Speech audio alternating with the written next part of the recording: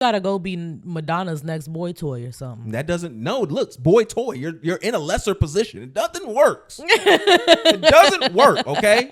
Cardi B being out with Stephon Diggs. I don't know if y'all seen it, but she was at the New York Knicks game. Offset chest was hurt. Yeah, 100%. And at one point, I guess the gentleman didn't climax to the way that was sufficient to Diddy, where he went in looking for it. Like, where I need that. Where that juice at, boy?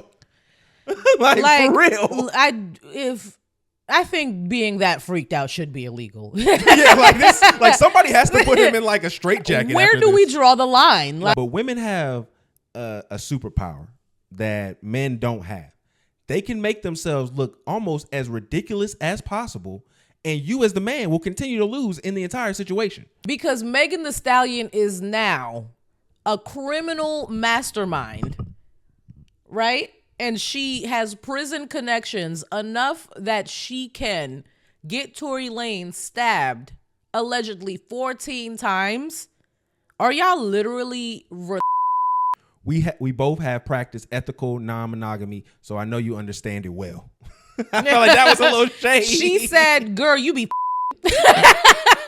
I'm so glad that I had a first love that was very pure, very happy, very intense, and it didn't end on any like animosity, it didn't end on bad terms or whatever. We just like grew apart.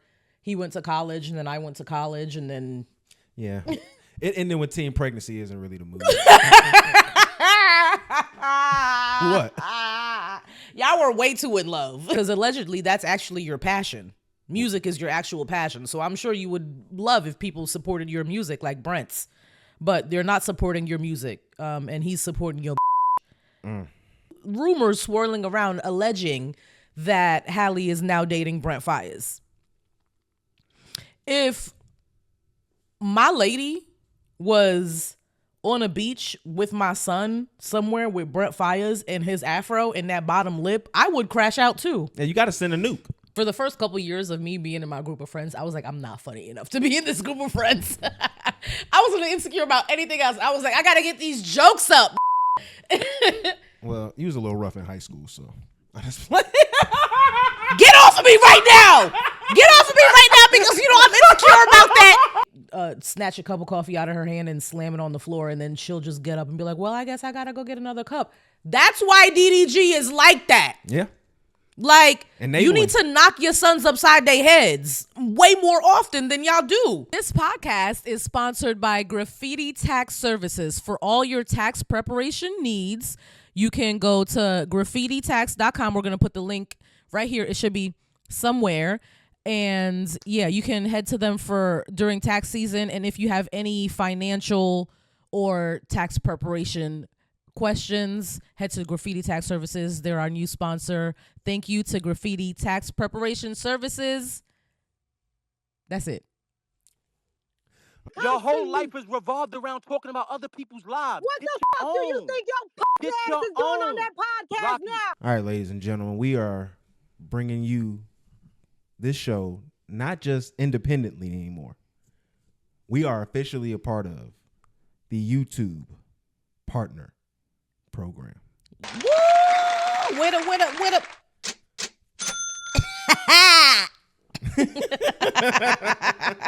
So no, after like, you know, I think we've been doing a year and some change over a year, almost 2 years actually in July.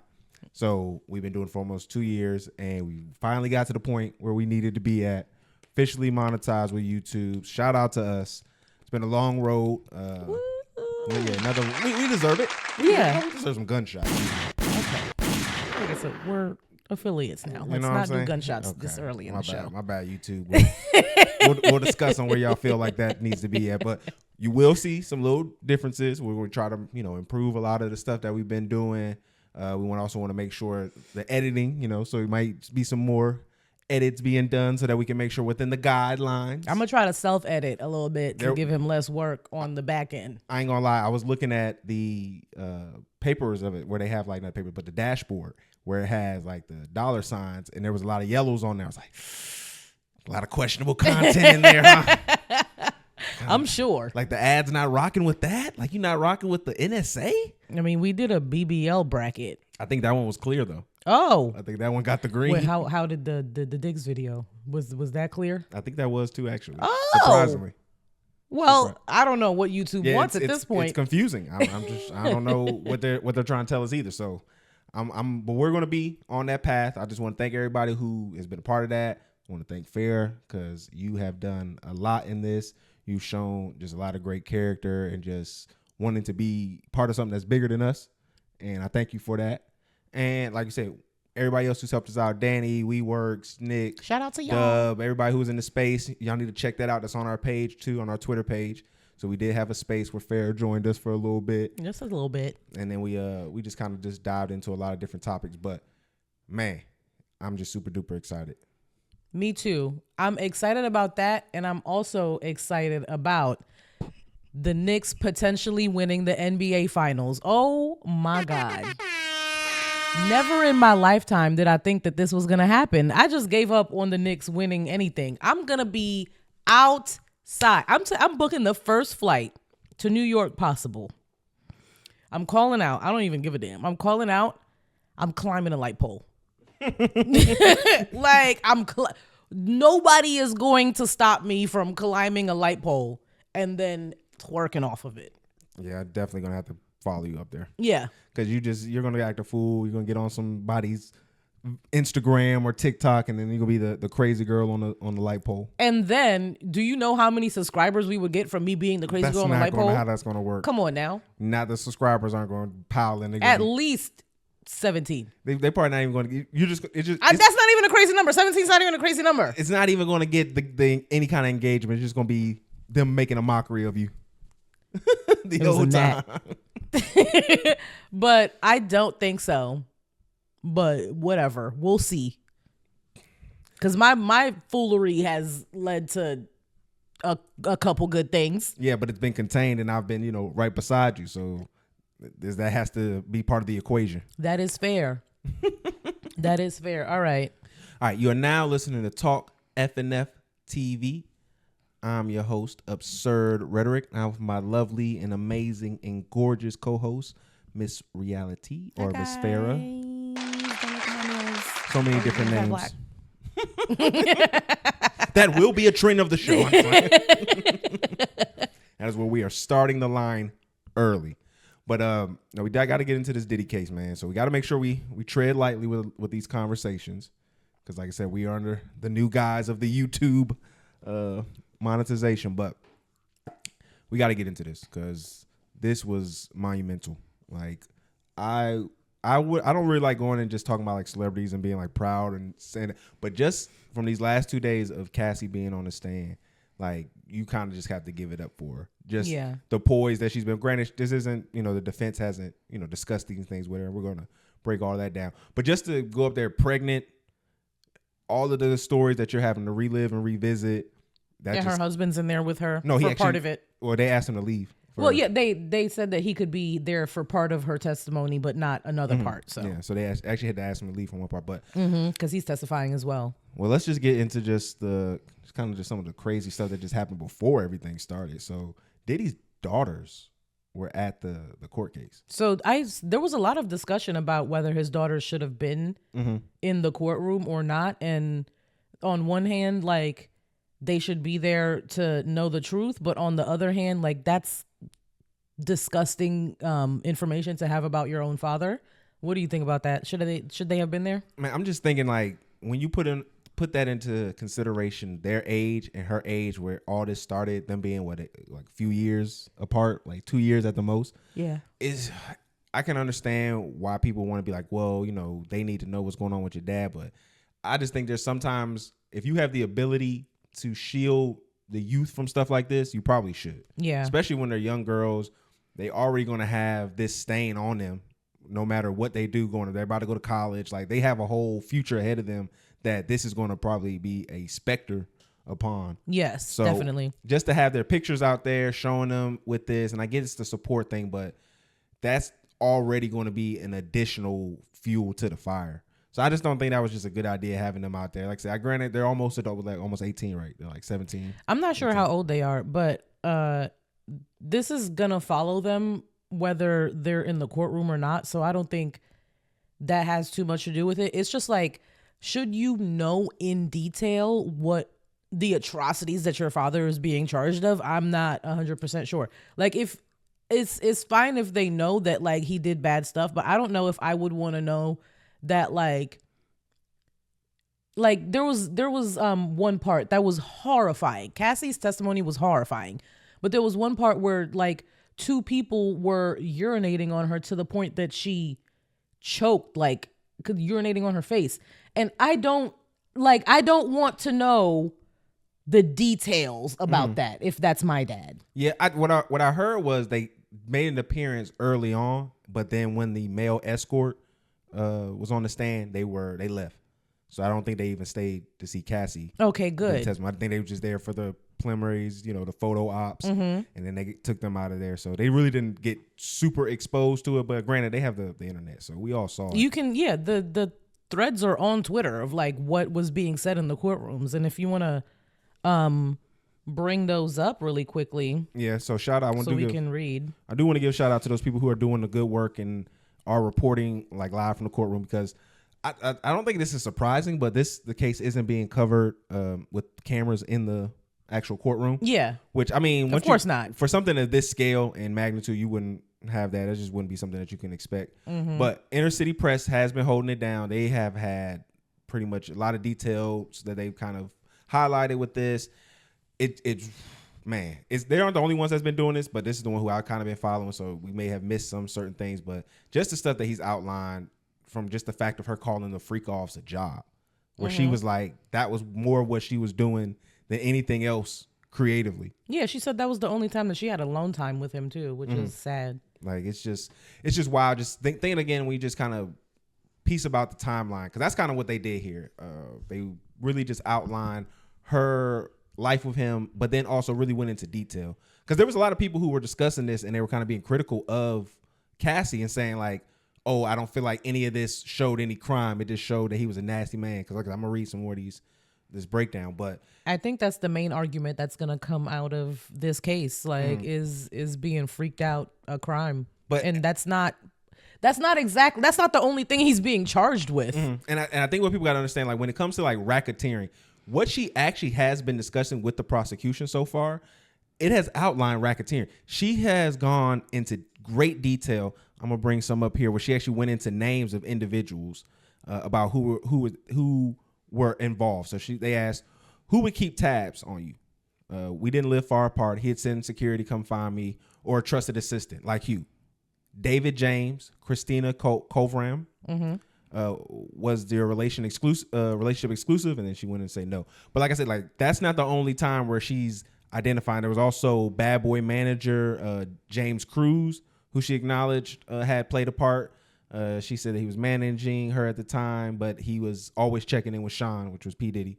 So she's outlining where they're using the organization, the record label, all of his business acclimate and his business ventures to facilitate these crimes in which he's getting sex workers, which, like I said, they had an male escort on the stand, who I feel like his testimony was, it didn't do any harm or good to the case, I would say, because he kind of outlined it like he was getting paid for it, but he would have did it for free for the most part because he was wanting to be next to them and be around them. So he just kind of outlined who Diddy was going after. If you guys would be a willing participant, if you could, perform on command for the most part, you were going to get paid and do what you had to do for it.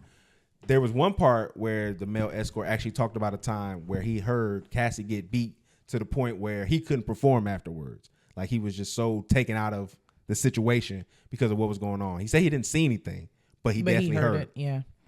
There's during this trial, Cassie talks about multiple times in like multiple different states where Diddy was just beating her ass. And we had no idea, like we knew that like slightly what she was going through, but we had no idea the horrors that she was going through. Like I felt so terrible for her reading everything that she had to endure with him. The sores in the mouth, where she said it was from so much oral sex, where she had sores in her mouth.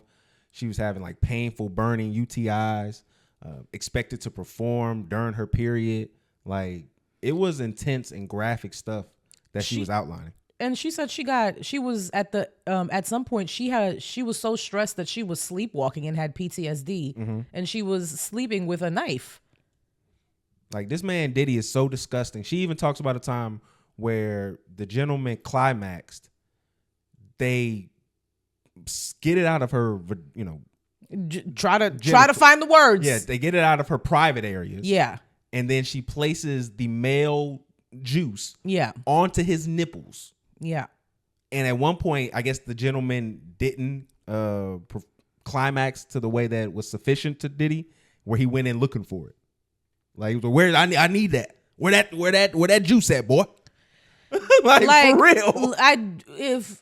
I think being that freaked out should be illegal. Yeah, like somebody has to put him in like a straitjacket. Where do we draw the line? Like, he has to be stopped. Like the individual that Cassie painted in just these 2 days of testimony is Diddy is the most vile and disgusting individual on the face of the planet. Morally depraved as a Like, he has no soul whatsoever. Yeah.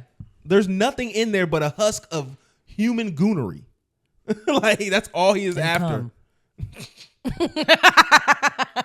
I think we can get away with that. I'm not sure. I think we can get away with that. That's why I said it. I thought about it and then I said it. We'll see the yellow squiggles if necessary.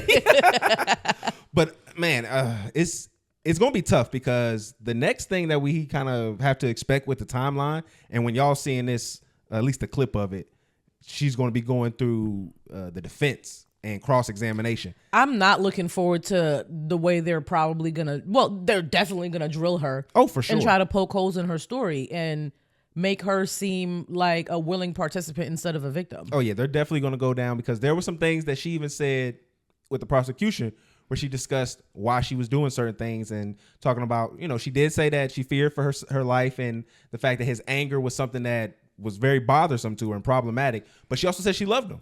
Yeah. And there's videos out there showing them around these times where her smiling and things of that nature. And it's unfortunate how ignorant people are on like the effects of domestic violence, what it happens, and how the brain operates from it. Like, I say this a lot of times when we talk about this, but it breaks people. Like, a lot of those times when we're watching people who are victims of domestic violence in those situations, they are broken individuals, and they're talking about a time when they were broken. Like, they could not think rationally, because anybody who's thinking rationally, if something like that happens to you, you're going to want to separate yourself from it. So to go back to it plays a part of, like, there is a psychologically damaging effect that this had. And then you take into account that it happened so young for her. Yeah, she was super young. She was still developing as like a formative years of being a woman. So she was also like, not only was she in fear for her life because he was dangerous and he was powerful and physically violent, she also didn't have the means to like live her own life the way she wanted to. Like, and even if you want to play, he was controlling everything. And even if you want to play into the whole, she wanted this lifestyle, she wanted all of this that's going, that comes with it. Even for that to be part of what she has to do to obtain it, shows like the manipulation that's going on. Like, why would she want to go back to anything else if she's living in this privilege and all it takes is this secret essentially at the time? And according to the National Domestic Violence Hotline, it takes 7 times for a victim to try to leave before actually leaving and staying away. Mm-hmm. But then, that's on average. It might be more, it might be less, but you know what an average means. Like today, she even talked about the whole situation with Kid Cudi and the fact that that was crazy that everything, all of that was actually confirmed. So it's confirmed that Diddy dangled somebody off a balcony too. We don't know who it was. We know who it was. Who was it? Allegedly Wale. Oh my goodness. That's why he said it was preposterous in the interview recently this week, that was him, but he just don't want to get subpoenaed. We exactly know why you. Is Kid Cudi gonna get subpoenaed? I can imagine. I mean, if they needed to, but I don't know. Well, yeah, that could be part of the racketeer. But Diddy blew up that man's car because Cassie was allegedly having a relationship with him, allegedly. And then also they talked about Drake and how he thought that she was having a relationship with Drake, where she went up to Toronto and he assaulted her there too. And she said beat her up to the fact that she couldn't even perform at the place that she was booked at up there. Yeah. There were several points where he beat her up to the point where she had to just go into hiding because she couldn't show her face. Yeah. So, and then there was another thing I wanted to bring up. Damn, I forgot. Well, I'll just highlight the prosecution hasn't been the best. I think there's a lot of areas where they could, tighten up because what they got to understand is any kind of wording that isn't being solidified or it hasn't been a picture painted for, that is where the defense is going to go in and attack. Yeah. And they're going to ask to be specific, and they're going to do it in a bad faith way.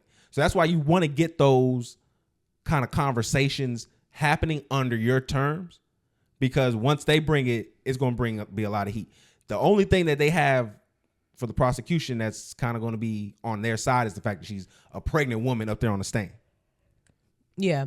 And then also from Cassie's testimony, we learned that the settlement that she got from Diddy was $20 million, because we didn't know exactly how much money that was. Yeah, it was talked about it being $30 million. She got a hefty dollar. Yeah, I mean, she doubled what she was asking for to not release the book. So no, she asked for $30 million to not release the book. She said that 30? she threw. Yeah, okay. She said she just threw that number out because she felt like that was a fair amount, and then they landed on 20. Correct me if I'm wrong, but I thought the rumor was it was $10 million for the book, then $30 million for the settlement, and then I guess they end up paying. That's what I thought it was. They were paying $20 million. From what? Because that was they were saying, like, she wanted $10 million from him, and he didn't want to pay her, and that's what made her go and do the court.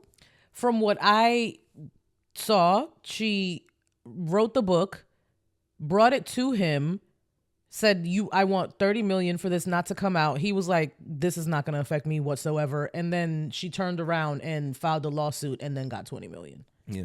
And another reason people too, I want to say, because everybody's been trying to like poke holes at Cassie and try to paint her as this what monster. holes are you poking? You saw this man drag her down the hallway. And by the way, she was trying to leave a freak off early. Yeah. And that's what he did. So also you could fully just paint the picture that like she couldn't just willingly get up and leave, because he would beat her up if she tried to. She had to stay. Yeah, but I mean, they're going to find particular ways to try to paint her as being an accomplice too. That's what's going to be what the defense is going to do all tomorrow. Yeah. I wonder, is Young Miami going to be subpoenaed? She's not in this, is she? Well, she was named in some of the other documents, but I believe a lot of those were just civil cases that were thrown out. But what I was going to say about Cassie was, where people say like the timing of why this happened when it did, there was a law in New York that had recently come into effect that allowed people who were victims of assault to then go after their perpetrators after years and years of, what happened to the statute of limitations would have normally been passed. So. Yeah. And we talked about that when we initially talked about Cassie's civil suit and why she filed it in the first place and why she was able to do that. But people don't remember all that. So yeah. So we're definitely going to stay onto this case. We're going to definitely talk about other victims. Hopefully victim number 3 shows themselves, because they said that was a vital piece in their case. And they still have yet to find where they're at. And it looks to this point right now, they're not going to be testifying. So that's crazy. I wonder what's happening with like all of the underage people that the civil suits that he's been accused of essaying and stuff like that. A lot of the ones that weren't substantial. Like I heard like the Little Rod, one of them have been thrown out. So I think it kind of proves the case of maybe a lot of these were being put into the ecosystem to try to make people think like, oh, this is just crazy. They're trying to throw them under there, where the ones that have been paid are the ones that have been pushed under, and they probably aren't testifying. Okay. What we talk about next, Honey Bunny? I think there's a lot of stuff we got to teach these brothers, that's coming up. I feel really bad, but they got to learn, man. They learning the hard way.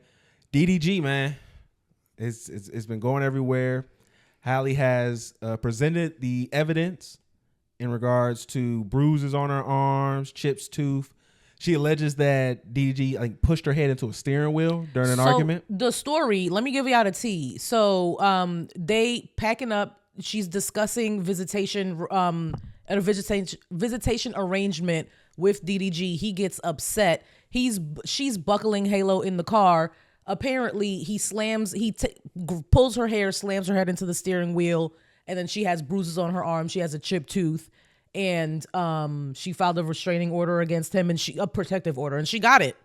Well, and then she's also going to be filming in 2 months in Italy, and the judge allowed her to take Halo to Italy for 2 months with her. I mean, it's understandable. You can kind of see like DDG has been playing a really obvious role to me in front of the cameras, and I believe you kind of fell for it a little bit too, if we're being honest. What? You've been one of those people who's, oh, he's such a good dad. He loves his son. I didn't say he was a good. You said he said it was a good dad.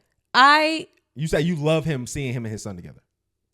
Yeah, of course. I love seeing any black man and his son. But I was talking about the Breakfast Club interview. I said it was well received by a lot of people because they enjoyed the interview and it was like a good like back and forth and it was a funny interview. That's what I was saying. No, I'm talking about before and we had conversations about this in the past. I've been dragging DDG and calling him doo-doo garbage on here for months. What are you talking about? No, you was definitely I wasn't. For him. We can just roll the tape. I'll bring it back out at some time. But like, I'll literally pull it up and play it right now. You can look. I've been shitting on this man for a while. You've been saying how much you loved him and Halo's content together. But I do like seeing him and Halo together. What I'm saying is a lot of those gentlemen who do that, they do that to mask the actual individuals that they are. We talked about this with a lot of other people who bring their kids around to try to soften up their image and stuff like that. Mm-hmm. This is just a obvious attempt at that, and that's what he's been doing. He's had all the people fooled. Like I could definitely see this was going. When I was talking about this beforehand, and people were in our comments saying, "Oh, you just don't want to see a black man be a father. You just want to push stereotypes and have single family homes." No, I understand a very hard truth and reality as a man. When you are dealing with women and they have children by you, they are in the control seat. Like they are the ones who dictate what's going on, especially when you're not married to these women. Yeah, of course. And also another truth is you can't go lower than a woman, because the lower that you go to generally is going to end in violence, and you're going to have your ass in situations like this. Or you're just going to look lame. Like if That it doesn't too. end in violence, like it doesn't have to always end in violence, but you're definitely going to look lame. But see, that's the problem, is that these gorilla brain Negroes that they keep giving all this money to because they got clout, that is how their brain operates. They feel like they're in the position because they're awesome, because they're great, and because of the things that they've done. Mm-hmm. And then they see that anybody who says no to them, who tells them the things that they believe are theirs, someone else has control of, that is an ego attack to him. That makes you react and respond like a petty child. And then you resort to anger, because when you tell her to jump, she don't say how high.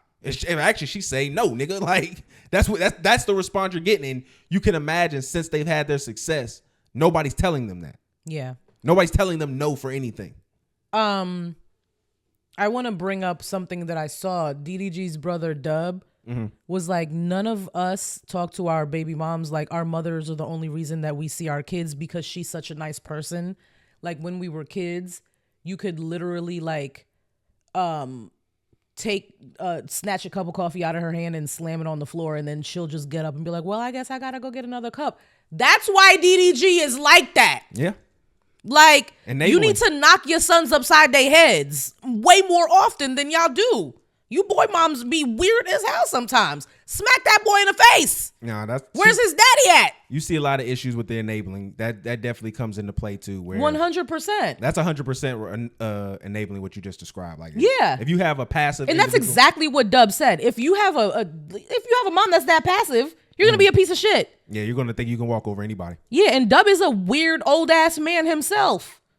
I don't know too much about him, but everything I see about him, I'm like, you're mad old and you're doing streaming young nigga shit. Like, you're lame. So DDG then goes into, I think, try to get into defensive mode. He teams up with his boy Aiden, and they have this surprise stream. So when this hits the timeline, they acting like, oh, he's just so blindsided. Yeah. They're all reacting to it. Aiden tries to do a little solo cam thing to big up DDG.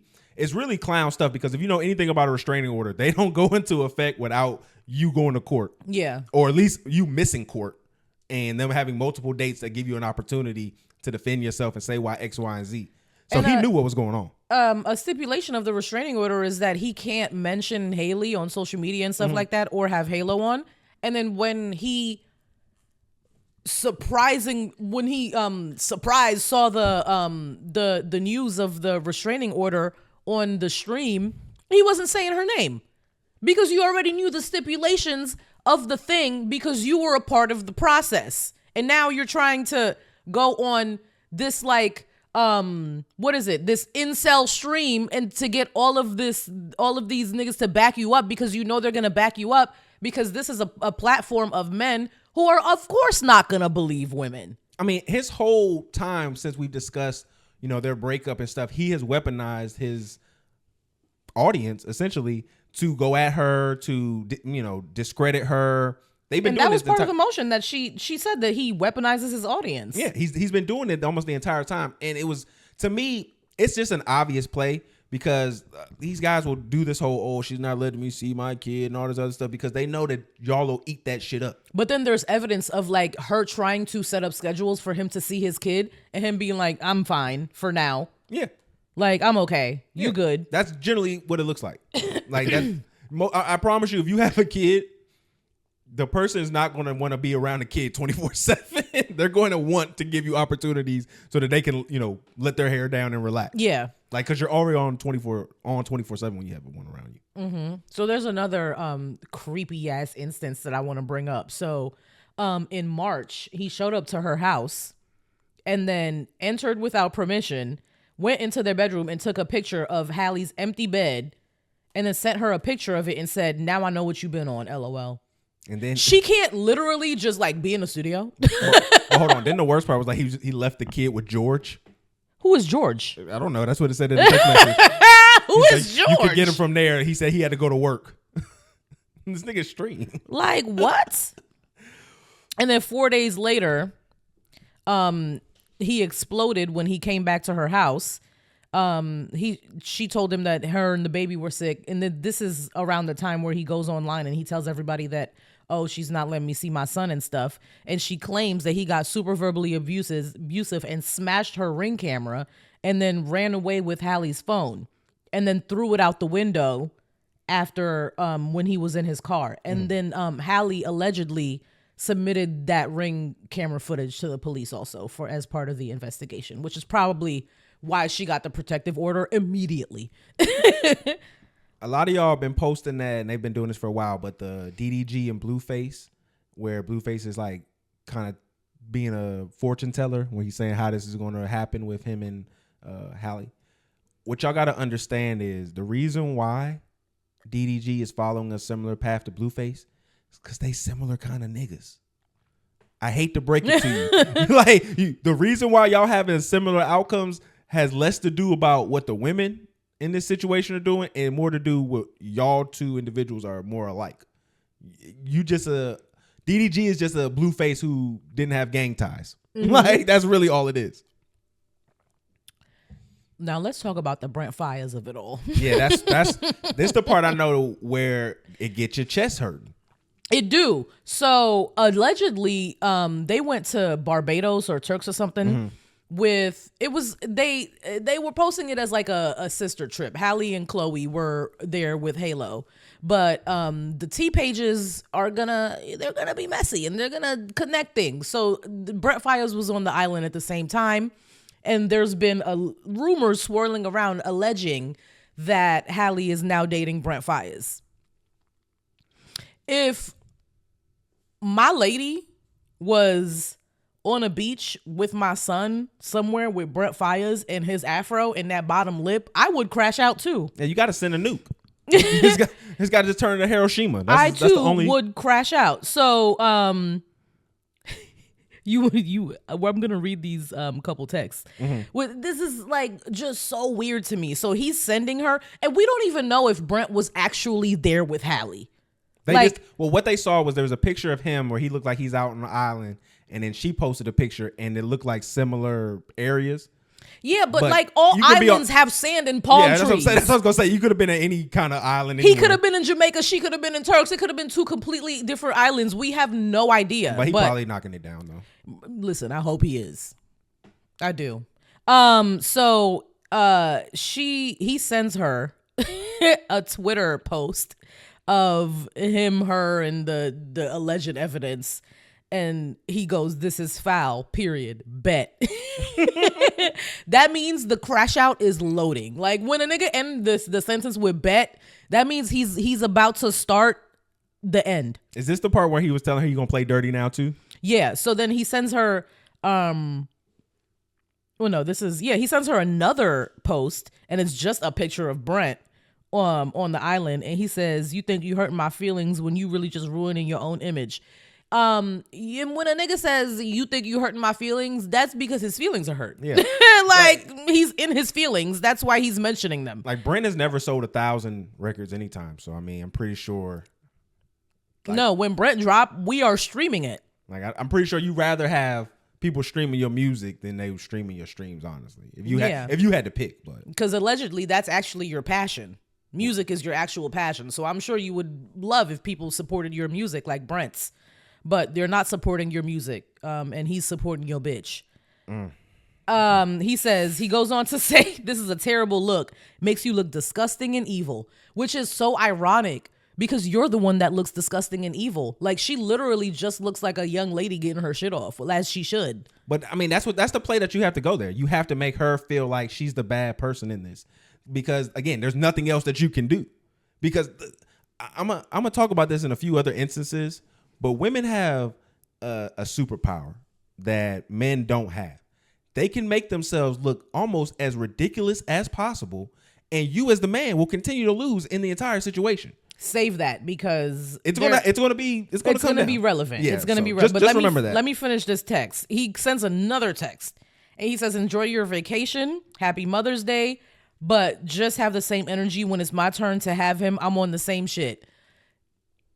It's just like, if she's in a relationship with this man and then she's on vacation with him, that's different from you just having random hoes around your son on the stream, which is what it sounds like he was about to be on. Like, I'm about to just have random bitches holding Halo on the stream. Yeah, and it don't hit the same way. It don't. It don't. Like her being upset that there's girls holding him. There's an understanding that a girl is going to be gentle with the kid. So it's not the same threatening idea that you're going to get when this man is holding your child. And then her reply was just so like Halle. She said, "Not with any man out here. I wouldn't do that. I have Halo. Please let me enjoy Mother's Day in peace. Hope you are okay and feel better. Feel better soon." And that was her reply. That was it. Yeah, man. She making him look crazy. Like, honestly, DDG, you got one or two options, bro. You either get in line and be the do boy, or you just do another one. Make another one with somebody else, big dog. Like, there's only two options you got, man. I knew DDG was a little off and a little evil during that Breakfast Club interview when they asked him about Ruby Rose and her feeling like she's stuck in OnlyFans because he's the one that told her to do it. Granted, don't ever take a man's advice, but they were young. Made it lucrative for her. So. Yeah, it was lucrative, but she feels like she's stuck and she can't, like, eventually you want to stop popping your pussy on the internet. Can I say that? Do they? Yeah, like a lot of girls do be wanting to stop.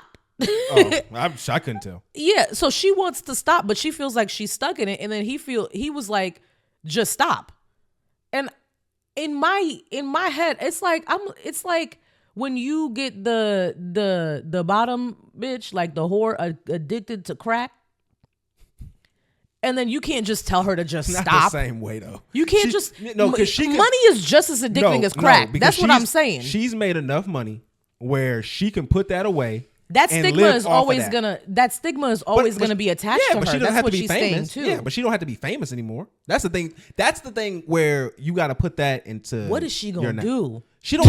She can take the money she's earned and just live a normal life. What? No, you can't live a normal life with a waist to ass ratio like Ruby Rose's. Okay. Well, then because y'all put this need that if y'all look good, y'all got to be sex dolls. I mean, hey, not sex dolls, but she gotta live a life of luxury. Like again, that requires you to be a sex doll. I feel like all East African women deserve a life of luxury because y'all are beautiful.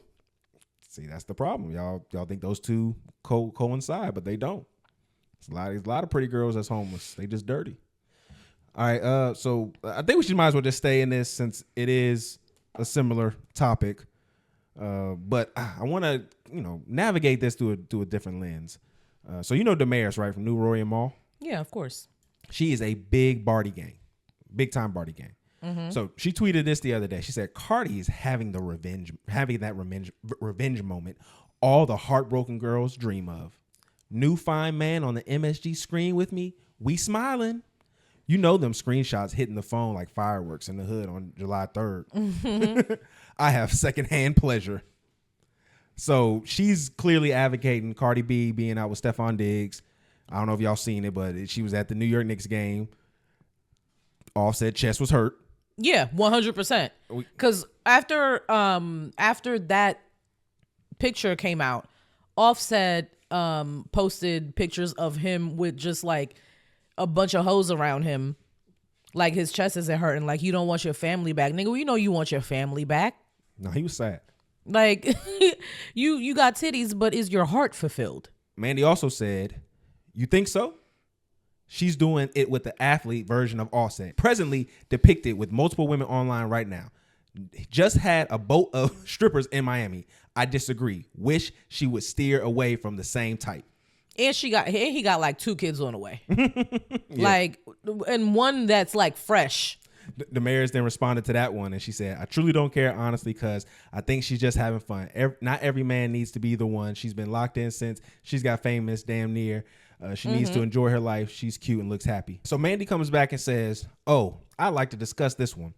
Whether you looking for to settle down or not, how do you cry over a man because you're sharing him to go to a man that you have to share? So she's basically waking up the point of, if you're out here with a dude who's doing the same thing to you that the man that you left is doing, why are you acting like that's a flex? So then Demaris tries to save face and goes, I don't know them folks' business or their dynamic. What I do know is there's a difference between thinking you're in a committed marriage and dating openly / ethically. The choice is the difference. We both have practiced ethical non-monogamy, so I know you understand it well. I felt like that was a little shady. She said, girl, you be fucking. That's what she said. That's hilarious. That was a very respectful way to call her a whore. I think that's what Cardi's doing. I don't think Cardi is trying to make Stefan the next husband and father of her children. I think she is enjoying that young, agile peen. She's doing that drug-free peen. We don't know what he that be nigga doing. got stamina. Way more stamina than Offset has, I assume. Do you not know what football players be putting in their body so that they can perform? I don't know. Listen. Okay, so let's not act like he may have some deficiencies in that area as well. Women have the power that men don't have, because the more ridiculous they make themselves look, the more it only affects you as the man. So she can go out here and sleep with every football player. There's really a large number she would have to reach to make Offset not be the one that looks crazy.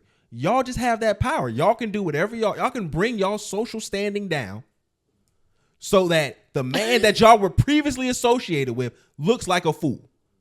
Do you think she's bringing her social standing down? No, but she's running around putting herself in public in this way with another man to make him look dumb. It's working. The thing that Stefan brings that makes him so valuable to her is that he makes Offset chest hurt. Like, that's the most valuable thing to a woman that she has a baby daddy, is the ability to make her baby daddy react.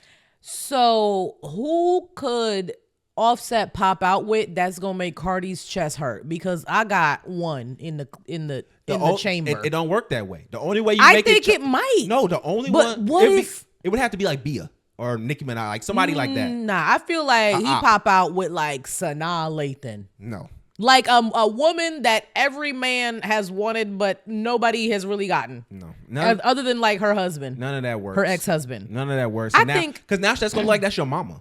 Like, you trying to find some girl that's your mom. I think that with Nicki, that's like the same shit too. Yeah, that's what I'm saying. But at least that's her op.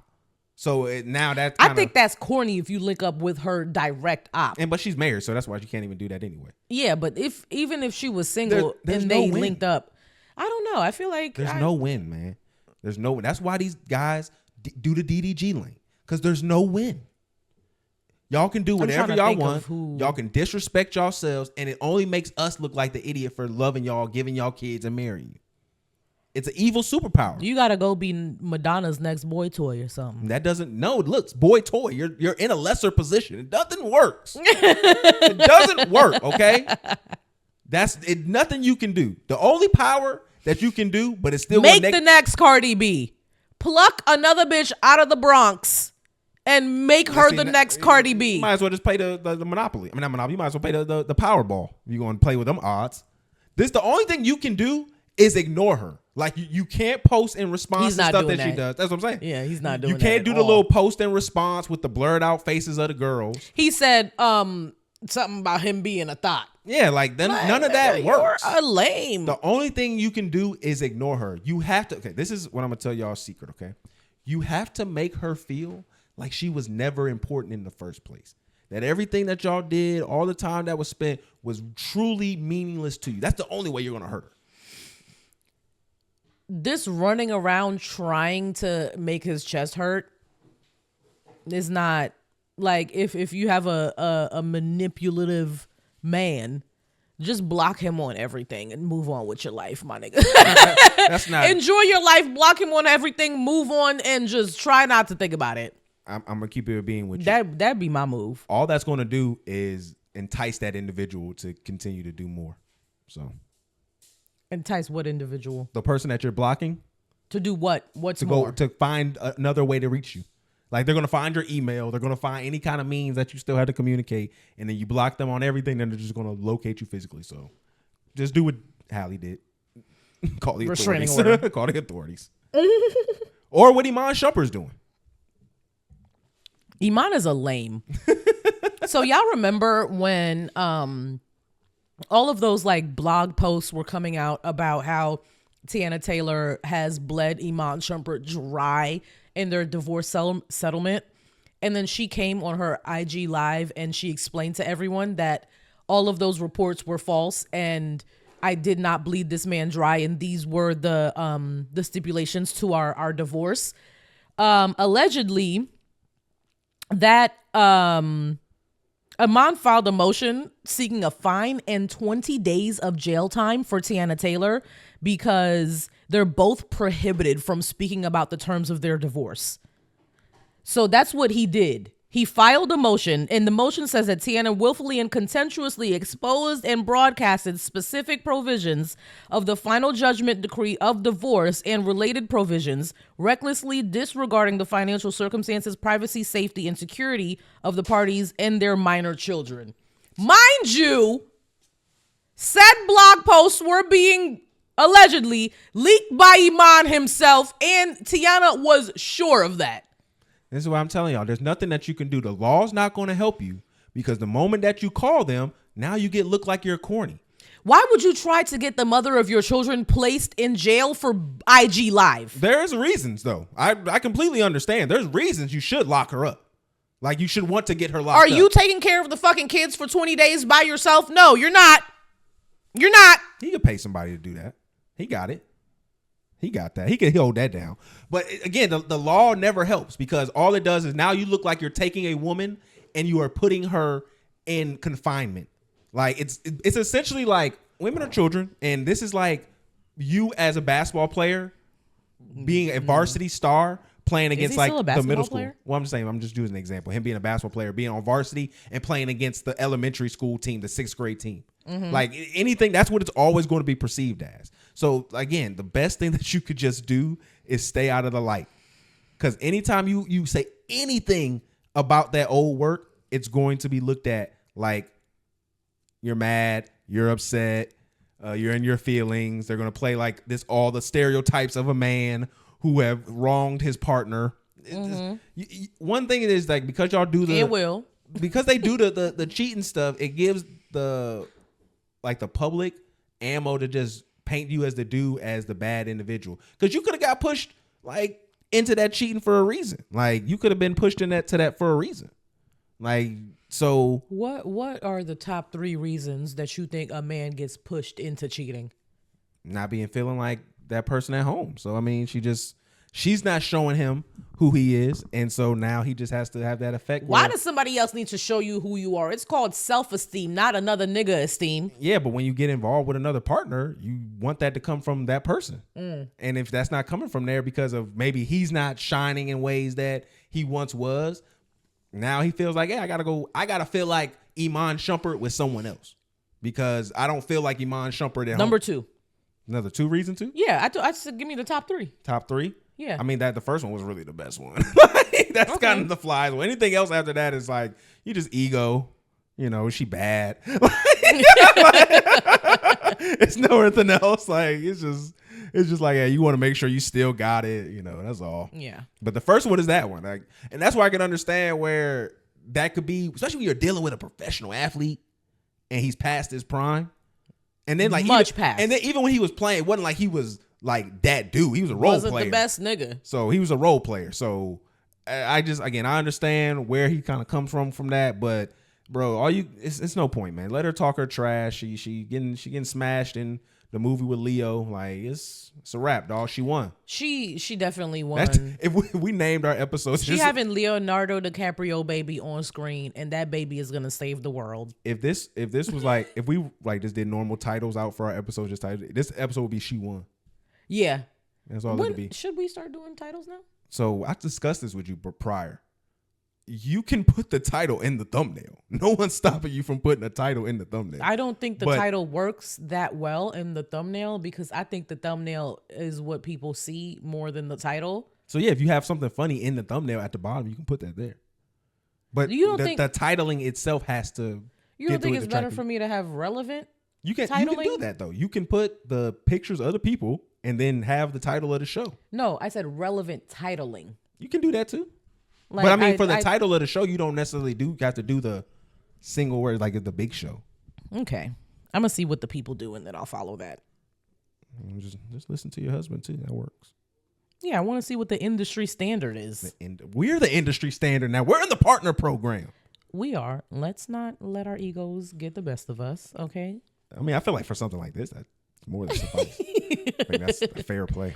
Let's talk about something so fun next. Tory Lanez. Tory stabs. So recently, Tory Lanez has been stabbed. It's been alleged, 14 times? I don't think he was stabbed 14 times. I think the stabber tried to stab him around 14 times. And he stabbed around Tory Lanez about 14 times. And then maybe the fragments of the knife potentially got into Tory. He was cutting around him like he was the crust of the bread. Yeah. He was like, dance, Tory, and was stabbing around Tory, but didn't actually stab Tory. I don't believe he got stabbed 14 times. Show me the x-rays. So according to Whack 100, I believe he was saying that he was the Mexicans in the prison. So let me just break down. So you got the within the jail information from the prisoners. Well, Whack 100 isn't a prisoner. He's the guy that's be in the streets though. He's from No Jumper and all that. Yeah. So let me break down kind of reputable news from No Jumper. Well, I mean, when we're talking about prison stuff, yeah, that's like the most reputable you could be at. But as a former correction officer, I'm gonna give you a little bit of idea how politics kind of operate within the prison. It's very race and segregated within the prison. So you operate within your people. So Tory Lanez operates with the black people because that's who he will fall in line with. Now, sometimes the black and the Hispanics may do business together. They may interact with each other. The Hispanics usually also encompass like the Asians and all that other stuff too. And then you have the whites. So you have that little major breakup. And then, like I said, the people who sprinkle in between usually fall in with the Hispanics.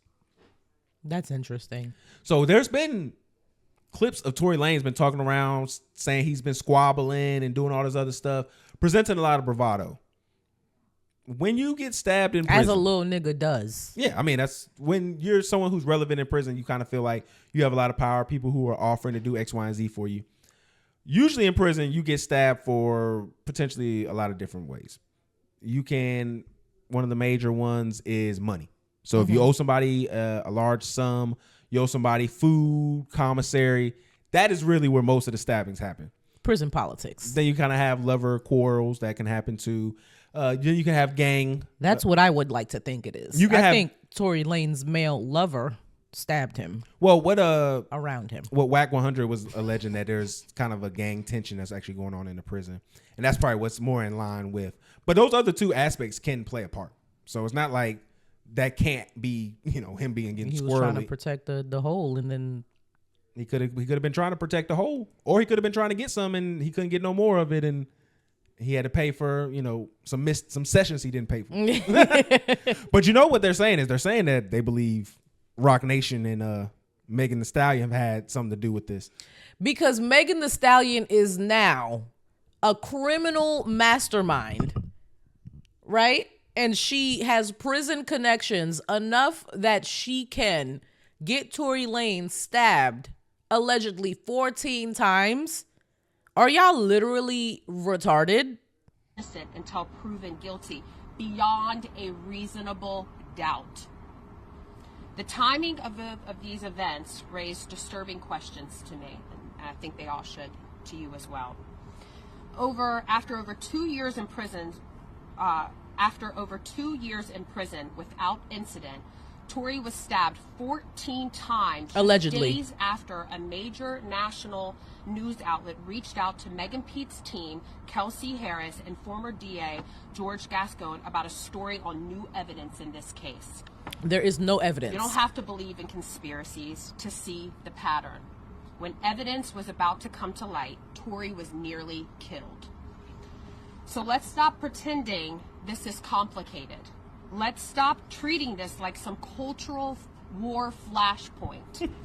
This is about a man, a father, a son, Daystar Peterson, a piece of shit, who has sat in a prison cell for over a year based on a case that wouldn't pass the smell test in any honest courtroom. The prison system can no longer guarantee his safety, and that alone should be grounds for immediate action. But combine that with the overwhelming evidence of a botched investigation, and this becomes not just a legal issue, but a morale emergency. Tory Lanez deserves a new trial. He deserves due process.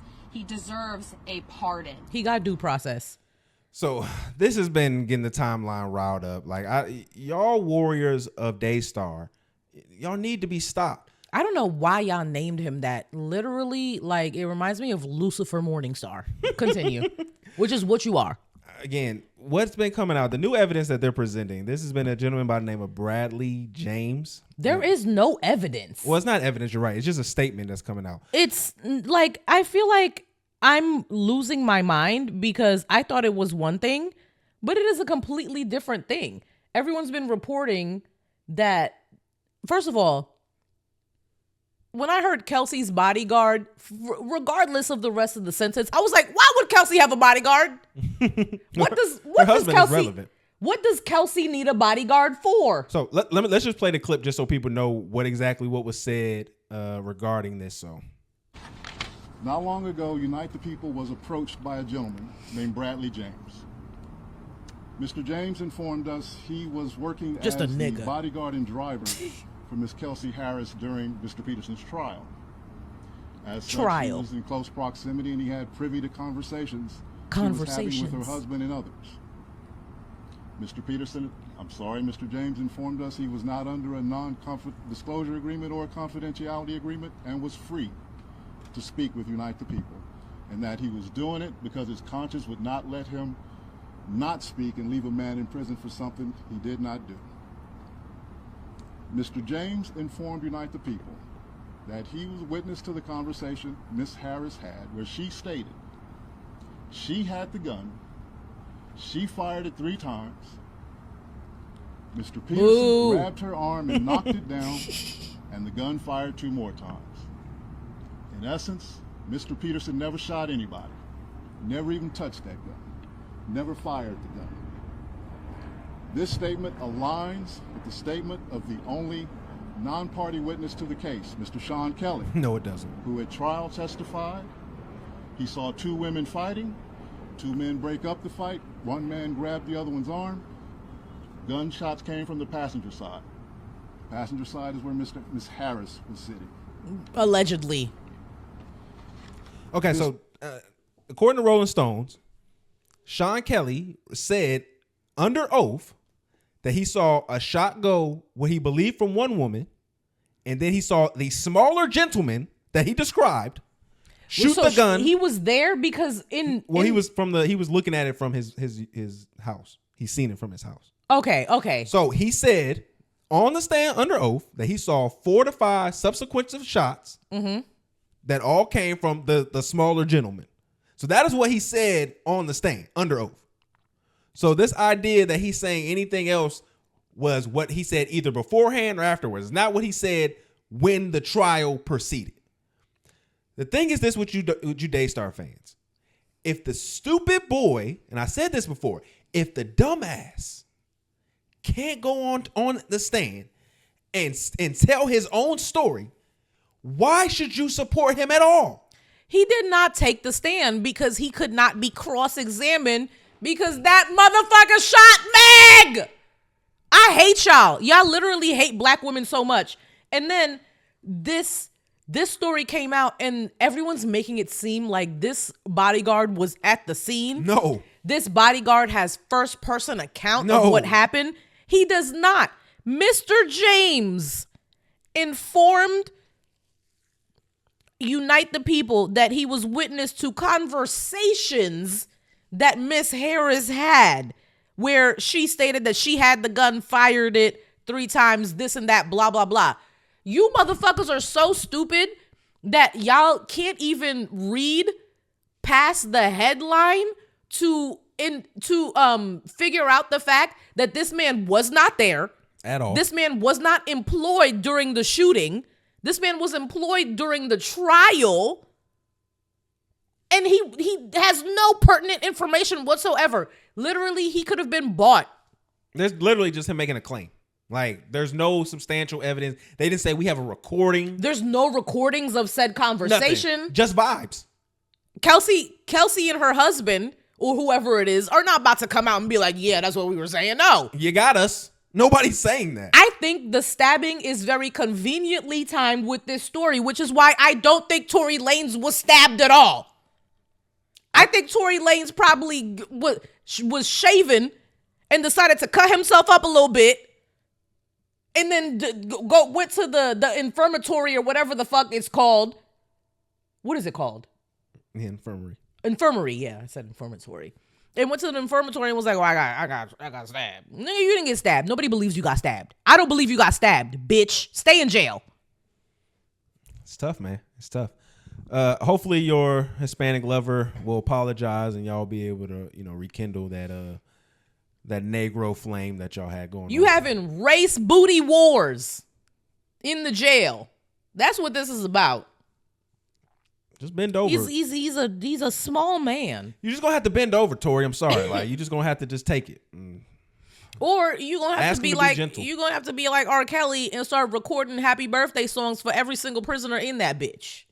R. Kelly taking it though. He in there taking it. He in there taking it. He's in there. He's in there literally reliving trauma from his childhood. Nah, he taking it. He going in there taking it from them boys.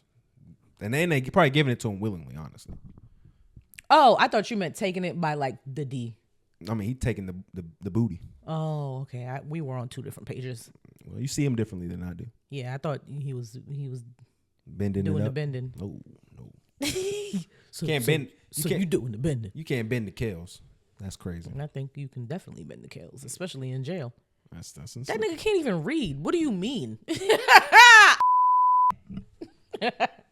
All right, bleep that out. That was a lot. All right, did you want to talk about your movie that you were so in love with? It's not a movie. All right, Forever came out on Netflix. So Forever is based on the 1975 novel by Judy Blume, and it was Brock Ali's first project on her Netflix deal. So Brock Ali, Regina King, and then it's executive produced by Judy Blume herself, Susie Fitzgerald, Erica Harrison, Sarah White, Raina King, Shayna C. Waterman, and Anthony Hemingway.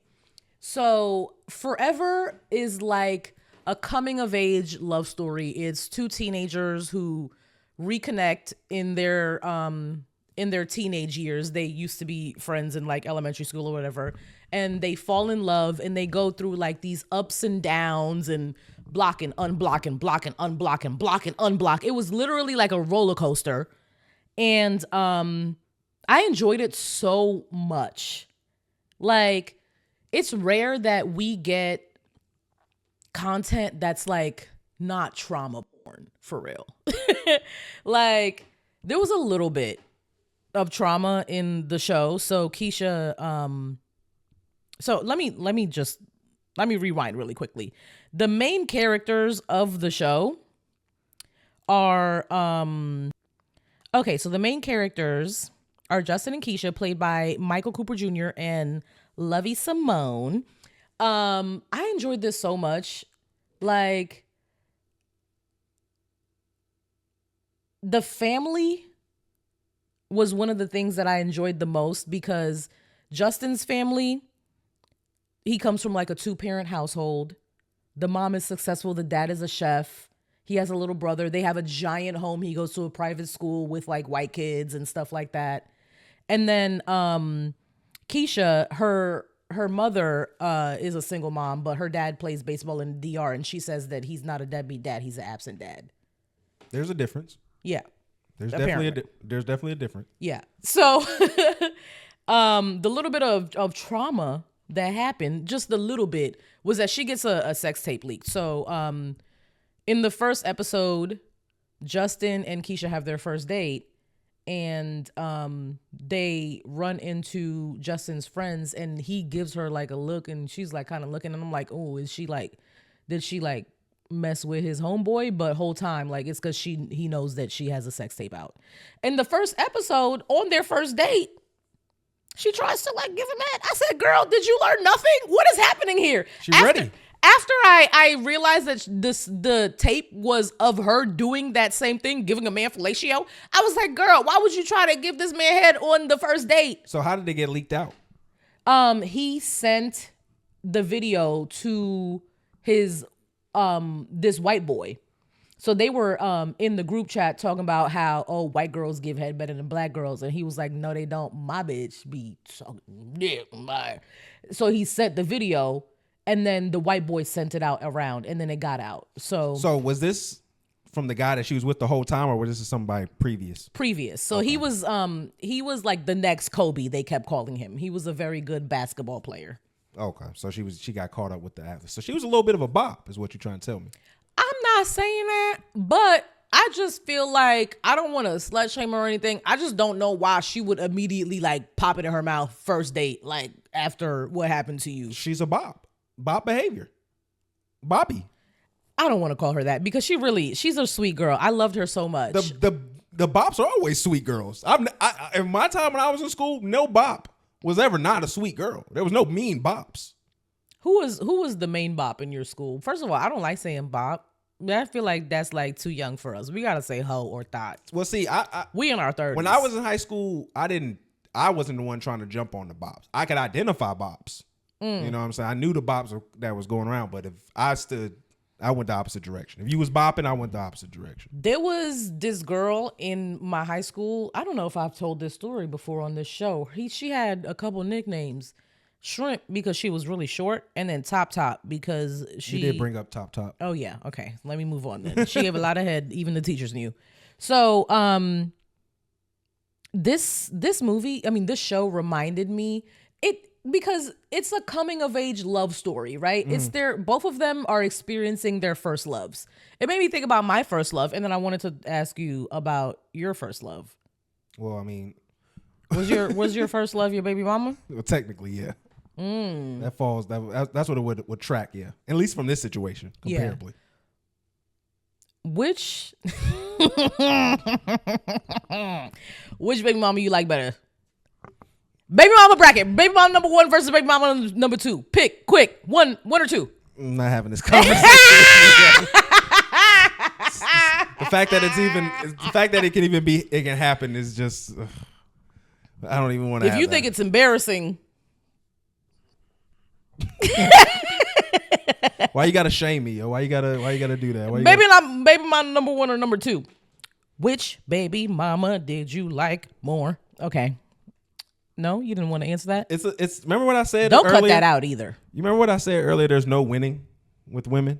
There's no point of doing it. There's no winning with them. Don't cut that out either. I'm gonna be mad. Either one that I say I'm gonna be in the wrong.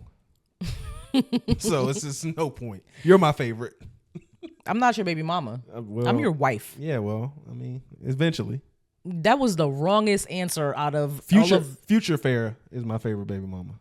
I'm gonna be the mother of your children, not your baby mother. That same mother. Baby mothers don't have rings. Mother of children have rings. Okay, so you're the favorite mother of my children. I'm gonna be the only mother of your children. No, okay, salute. That conversation didn't make no sense, did it? There was no winning in that one. I will move the goalpost. So was Damon your first love? That sounds like your first love name. No, my first love was actually very pure, very happy, very. Was he Haitian? No, he was African American and from Georgia. So you have a type, is what you're saying? Nah, he was literally like my best friend's cousin, and he was visiting New York from Georgia. Yeah, come around here. So let me find you. It's up for you, big dog. We're gonna the man is in love. We're gonna send the talk team at you. The man is in love and in a relationship. He with a man? No. Well, then there's a chance. So you gotta make sure you take him out. I would hope not. You gotta take it out. But yeah, it was because it reminded me of my first love, because my first love was very intense. It was very quick. I feel like that's how you fall in love in high school. Like it feels fast. After 2 weeks, you're like, I love you. I want to spend the rest of my life with you. I can't even imagine a time without you. And then like now I'm thinking about it and I'm like, bro, I'm barely thinking about that nigga. He was gassing that shit. Like at that time, he was really gassing it. No, and then like, because he was visiting for the summer, after he left, we literally both spent a week without eating because we were literally in emotional turmoil. Oh, you fell for that on his part? Oh, he was good. I wasn't eating. I'm saying, but he told you he literally would call me crying. Listen, don't even try to downplay. He was giving it to you. Don't even try to downplay, because he visited for 2 summers after that. And he that was his first time visiting New York for the summer. Listen, it was very intense. I'm just saying, I played the game too. I'm so glad that I had a first love that was very pure, very happy, very intense, and it didn't end on any like animosity, it didn't end on bad terms or whatever. We just like grew apart. He went to college and then I went to college and then yeah. It ended with teen pregnancy isn't really the move. What? Y'all were way too in love. Just saying that's not the move. Nigga wanted to make a person. Y'all were so in love. Just trying to keep it real with y'all. It's just not the move, yo. Don't do it. I would not recommend. But Forever has been renewed for season 2. How do you feel about that? I was kind of okay with there not being a second season, because when I was watching it, it felt like a limited series. It feels like this couple is going to have to go through more dramatic shit for there to be a second season. And I don't want that unless the second season is like them in their respective places. So the show ends with... Spoiler alert. Yeah, the show ends with Justin, because he's battling with what his parents want him to do, go to Northwestern, versus what he wants to do, make music. And at the end, he finally sits down with his parents after Keisha begs him to talk to his parents. After they decide to break up, I was sobbing every episode. But he sits down with him and he tells them that he's gonna make music and take a gap year. And then she gets a full ride to Howard because she's a track star. Mm-hmm. So they break up, and then he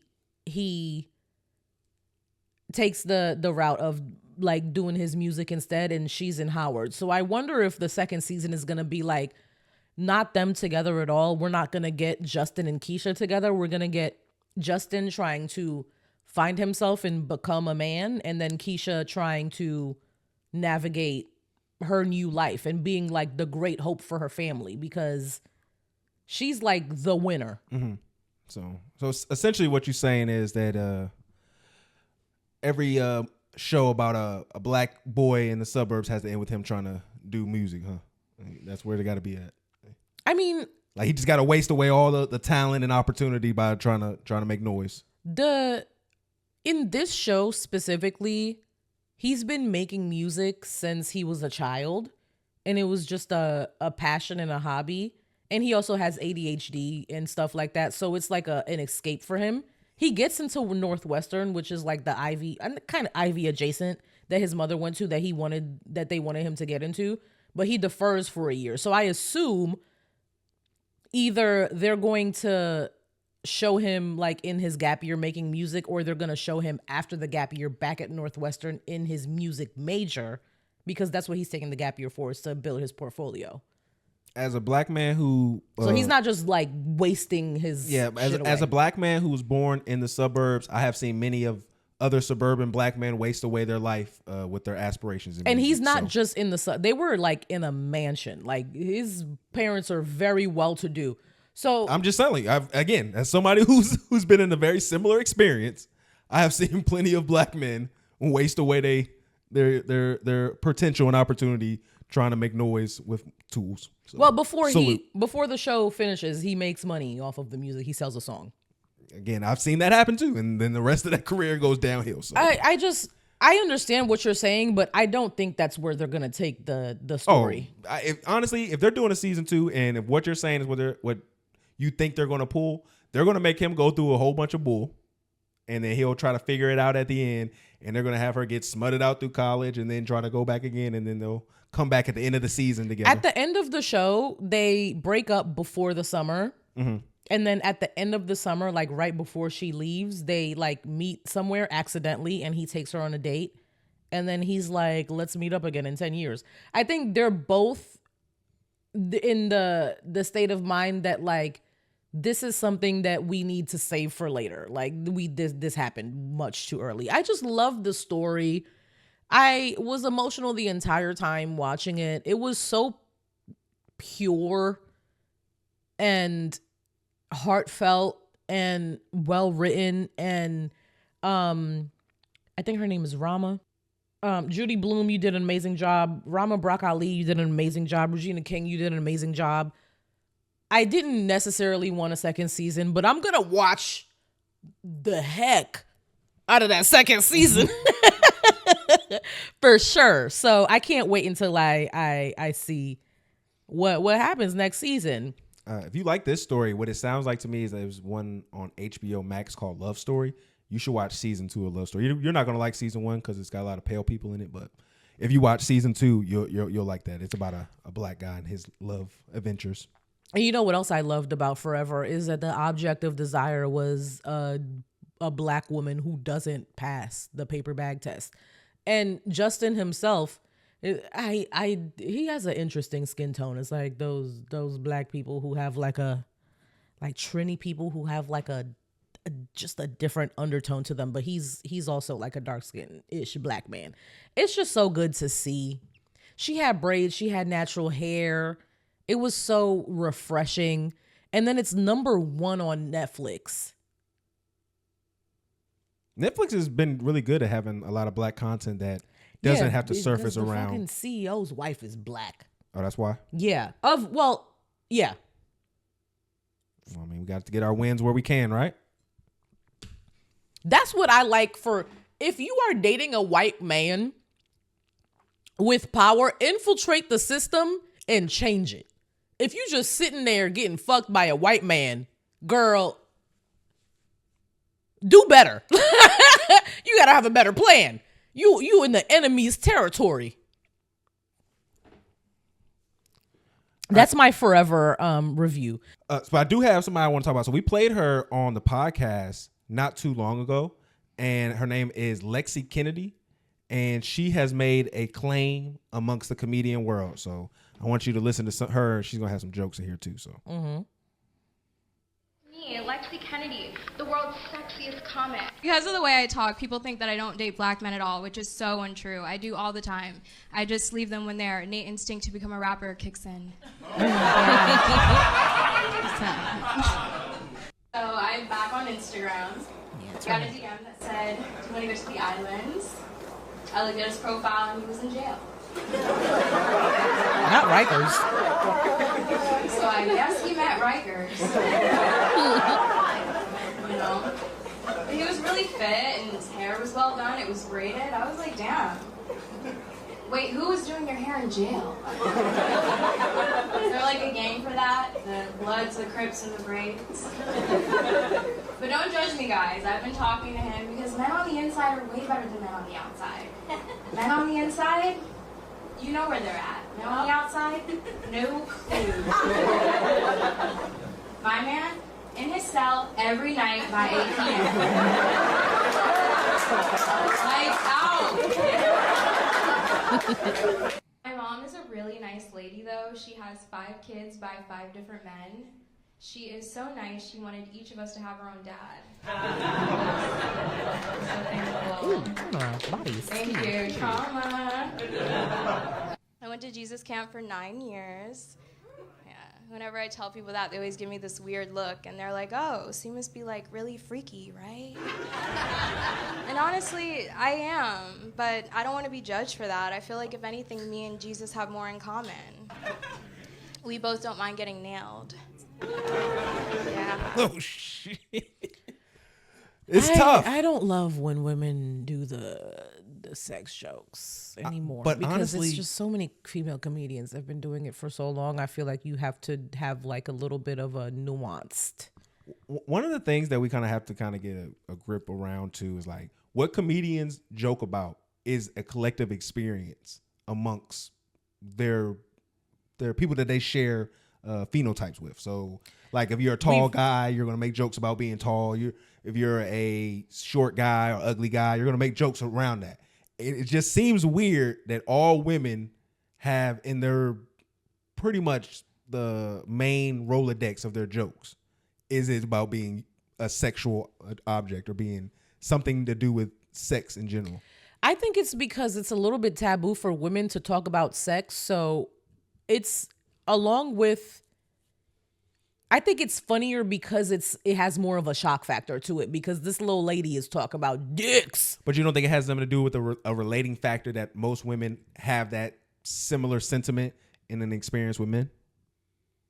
I'm sorry, I lost. I'm lost. I'm saying like you don't think that the reason why it's so common is because a lot of women have this similar sentiment when it comes to dealing with men, with regards to sex is essentially the primary reason that anything else engages in. Like the reason why there's a relationship between men and women is because sex is their.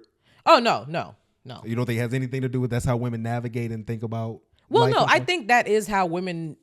Some women navigate and think about like relationships with men, but does that play into why that's mostly what female comics talk about? Yeah, I think largely what makes that's only if your comedy is male centered, but it doesn't have to be. I think even when y'all have discussions on women centered comedians and their discussion generally has about sex and the relatability that a lot of women share in regards to their sexual experiences. A good example. That's almost highlighted in like even when we talk about shows, Sex in the City, stuff like that. Like a lot of these shows, they stem from a group of friends who are being freaky in a major city. Sexually open, which is not... It's not like there's a bunch of girls doing a pottery class or working on plants. I don't think it's about the sex. I think it's about the shock factor that a woman is sexually open and she's not supposed to be. That's what my main thing was. I think those two things are two sides of the same coin. Maybe. It might be. When I think about a female comic that doesn't base their content and comedy in sex... I think about Zainab. She's someone that I maybe have mentioned on this platform before, on our show before. But she's from Brooklyn. She's Muslim. Most of her comedy is about being skinny, being from Brooklyn, being Muslim, her siblings. Like, I don't know. I just feel like there's so much that you can pull from as a comic other than sex. Like, I feel like Monique was always really good at that. Yeah. It's just so boring if that's like your main shtick is dick. That's boring, bitch. The most exciting thing about you is penises. I mean, for a lot of women, yeah. No. Like being funny isn't something women have to do to attract friends or to be cool or be in the in crowd. So like having a likable personality isn't required from women by and large, especially when they're attractive. That's crazy. I felt the complete opposite. I felt like to be in my group of friends, I had to be funny. I had to be entertaining. I had to be, because these things are funny. I think they're funny. For the first couple years of me being in my group of friends, I was like, I'm not funny enough to be in this group of friends. I wasn't insecure about anything else. I was like, I got to get these jokes up, nigga. Well, you was a little rough in high school, so. Get off of me right now. Get off of me right now because you know I'm insecure about that.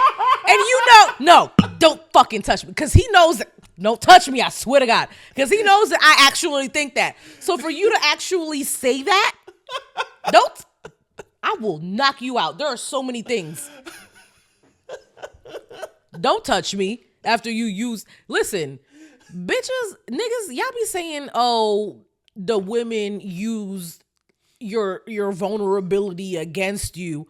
Imagine if your partner used your vulnerability against you on a public platform that is now monetized. I was only reason I said and then this nigga, when I said that I was ugly in high school, no, baby, you were. I would have paid attention to you. No, you wouldn't have. Yes, I would have. You was fucking light-skinned bitches in high school getting them pregnant. You was not looking at me. I didn't pass the brown paper bag test. That's crazy. If you would have seen the girl that I dated afterwards, she wasn't light-skinned. So yeah, after your stock dropped because you were a father in high school. That actually brings it up, actually, in high school. No, it doesn't. Yes, it does. It's so many girls like, oh my goodness, I want to come over and hang out with you guys. And then after he went to sleep. Oh, the baby? Yeah. And they like, after he went to sleep, and they be like, oh, what's going on, Fred? And it was like... Why were your parents letting women into your home after you had a child in the first place? Once you already did it once, what's it going? Pops, Ma, like you should have tightened it up. Like what's the point now? Wasn't like I was in 9th grade when this happened. I mean, it was almost a few years left of school. What year were you? Junior? Yeah. Yeah, it was tough. All right. Let's move on. So there's just been like this odd phrasing that I've been seeing being used, and honestly, it's being used interpreted, but because of like the state that we are, where like words kind of just take on their own new meaning. It's basically the replacement for DEI, basically. So it's this phenomenon that white people have been talking about on social media, and it's referred to as black fatigue. So I'm gonna play this clip real quick to start off. Black fatigue is real. I think society as a whole is there. We are just so unbelievably fed up with the ghetto ratchet behavior, entitlement, the victimhood. Thanks for coming to my TED Talk. She'll be watching her back for the rest of her life. Yeah, because that's not thuggery, hoodrattery, animalistic. This is why people have black fatigue. When you act like this, it's not normal behavior. So I had not initially. So, like I said, this is kind of disheartening just seeing where this conversation has been going, because the term actually has real validity. Like there's actually been a coined term, and I think you had a little bit of the information for it. Yeah, so it was coined by Mary Frances Winters. I just think it's so ironic because before I get into like what it actually means, the fact that black fatigue is a term that we already use for ourselves and y'all are co-opting it just like y'all did woke, just like y'all do everything in the black community, is just extremely ironic to me. But black fatigue is a term in a book coined by Mary Frances Winters, and it explains the chronic exhaustion and strain experienced by black people due to like the impact of systemic racism, racial stresses, and it includes the daily microaggressions and the constant need to prove yourself and the exposure to injustices and violence. So just like your daily goings-ons as a black person in America, it has mental and physical effects. And then also, it just describes just like the lasting impact of racism on black people physically, mentally, emotionally, everything like that. So her co-opting that and then switching it to mean like basically racism. You're just using a more eloquent term for just saying you hate black people.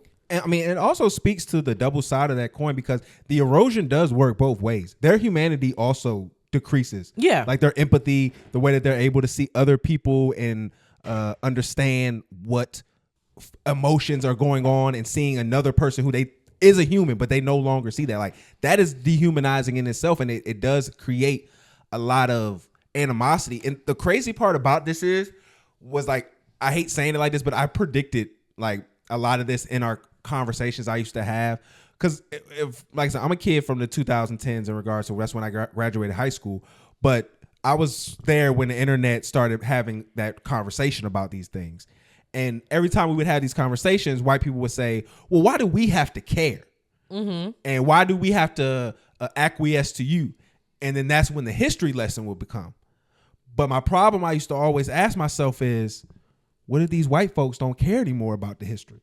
What if that doesn't mean anything to them anymore? Which is now what's happening. And that's exactly what's happening, where the argument is still the argument. Nothing's changed. White people haven't done anything different to right their wrongs in the past. No. It's just now this modern day Caucasian is just tired of the idea of it. Just like extremely exhausted and even trying to be apologetic for the past atrocities that they've done. Well, they feel as though they lasting impact of the result of the past atrocities. It doesn't even matter if you were a participant in that. It's just acknowledging the fact that it happened and acknowledging the fact that there are going to be consequences and everything after the fact. Well, they don't even do that, because remember, now they're trying to get that all out of the history. Anytime you tell history like that, you're trying to weaponize and demonize white people for just being white, even though we're just telling history. White people are demons. Well, according to the Akua, they said that.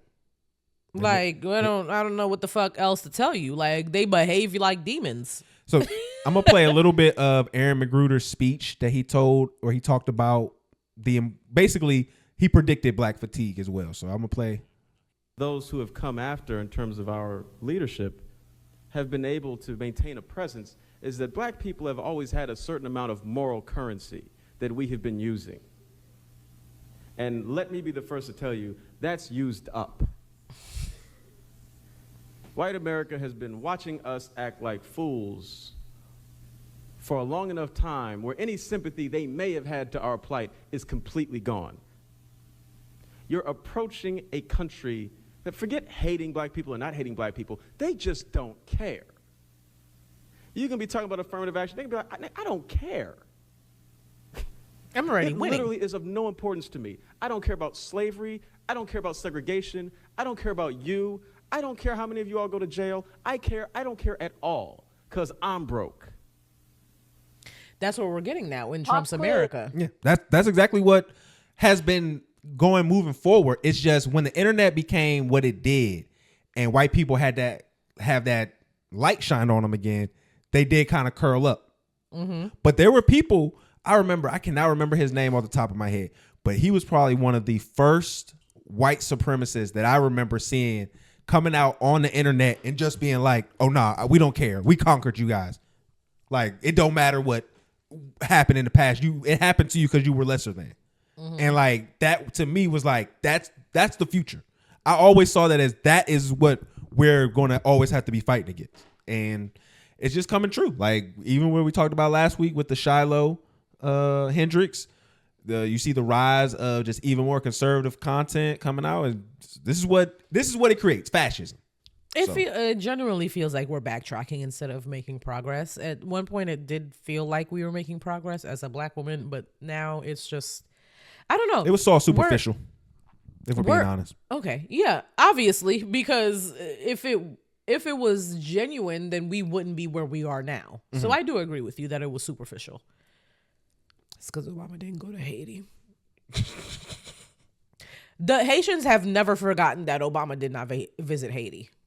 Like, we're never gonna forget that. You were the first black president and didn't visit the first independent black republic. That's fucking crazy. After the Bidens and not the Bidens, Hillary, the Clintons fucked us, bent us over and fucked us. But whatever. Tough. All right. Not tough. What? I said it's tough. It's an atrocity. Yeah, it's a tough atrocity. Just tough. It's a horrible. Don't chalk up my people's my people had plight. Tough too. I had plight. I had double ends. I had it on the Native American and the black. I got barely Native. You just started jacking. We've been together.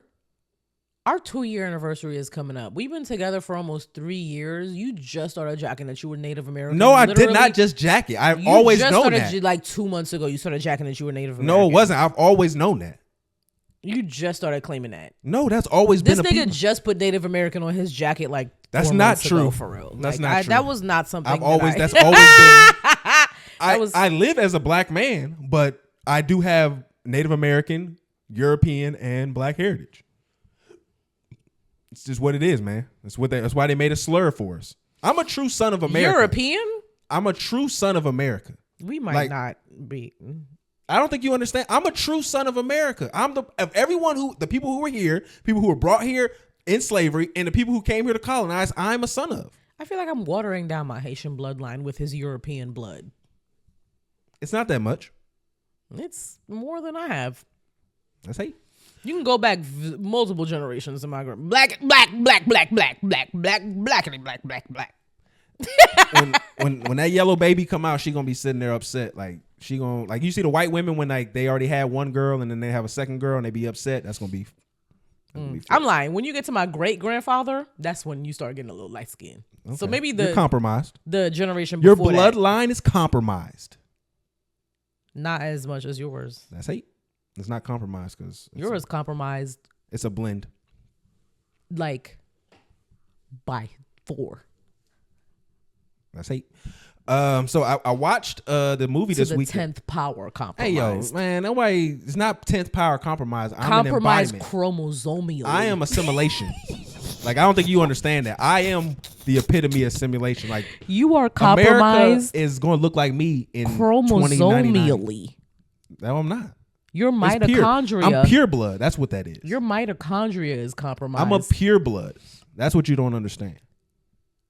The powerhouse of your cell is compromised. That's not true because that doesn't exist. That is the main thing I fucking remember from biology is the mitochondria is the powerhouse of the cell, period.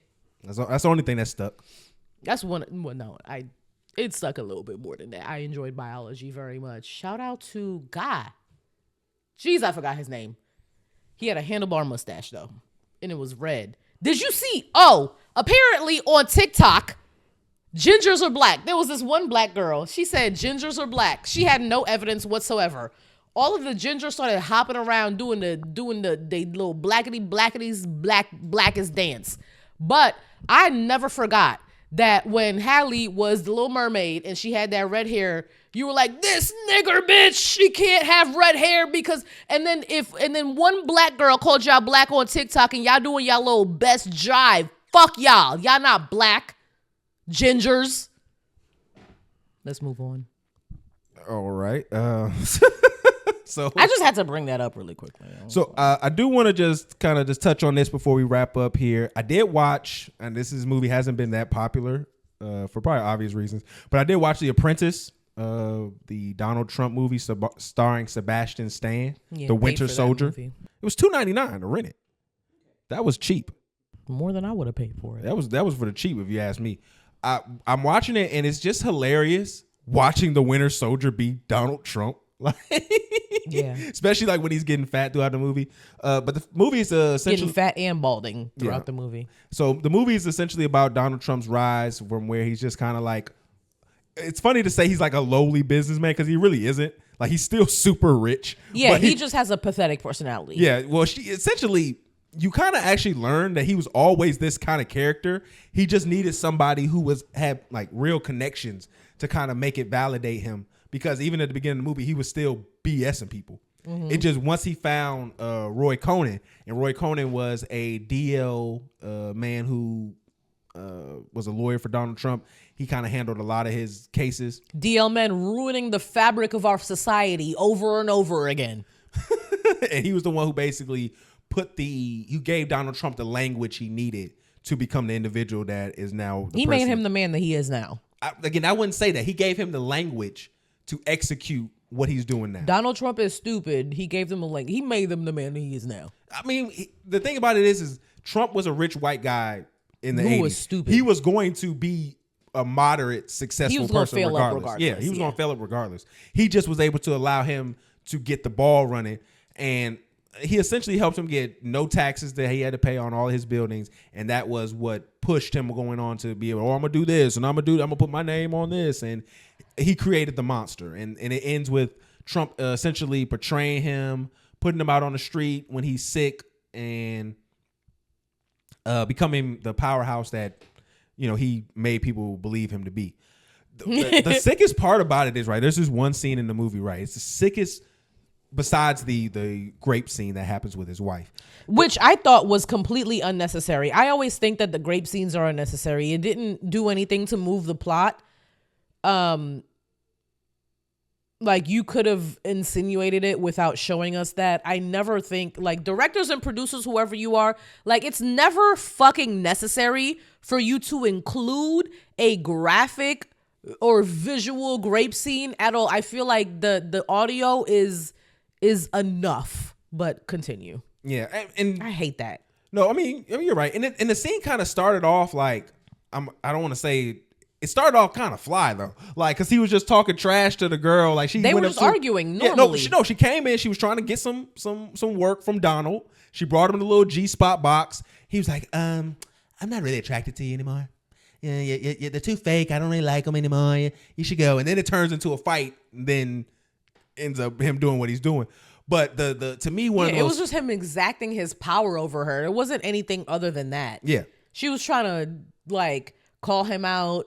Yeah, he said the ball spot, and that sent him off into a rage. And then, but to me, the powerful scene that it really showed was his father, who has been a like very staunch specter in his life throughout the whole movie, saying, "Oh, what you're doing is wrong. You're going to mess up. You're going to fail."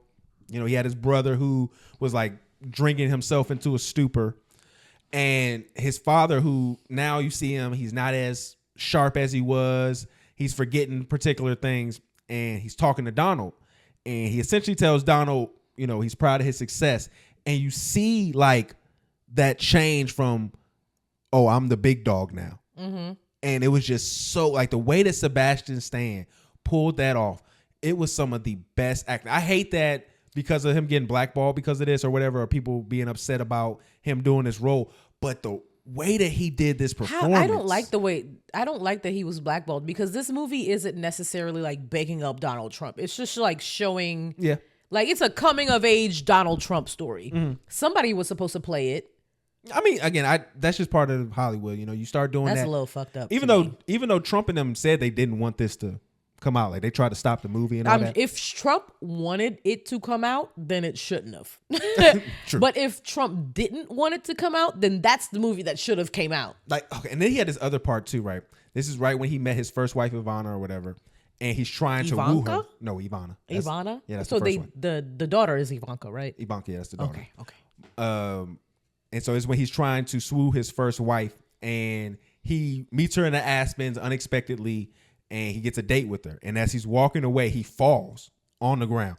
And the physical acting by Sebastian Stan is just phenomenal. Like the way he gets up, and then he does the Trump little one wave, and then he does the finger. And I was like, yo, he got that. He got the little. Oh, yeah, like he got the hand gestures, like the body movements. Body language, hand gestures. Yeah, the body language. He got that really. I think he was on point with that. With the couple like times that I tapped in and actually paid attention to the movie. And then it goes into explain like what's going on in real life. So if you're not familiar, if you never heard, I'm pretty sure you have.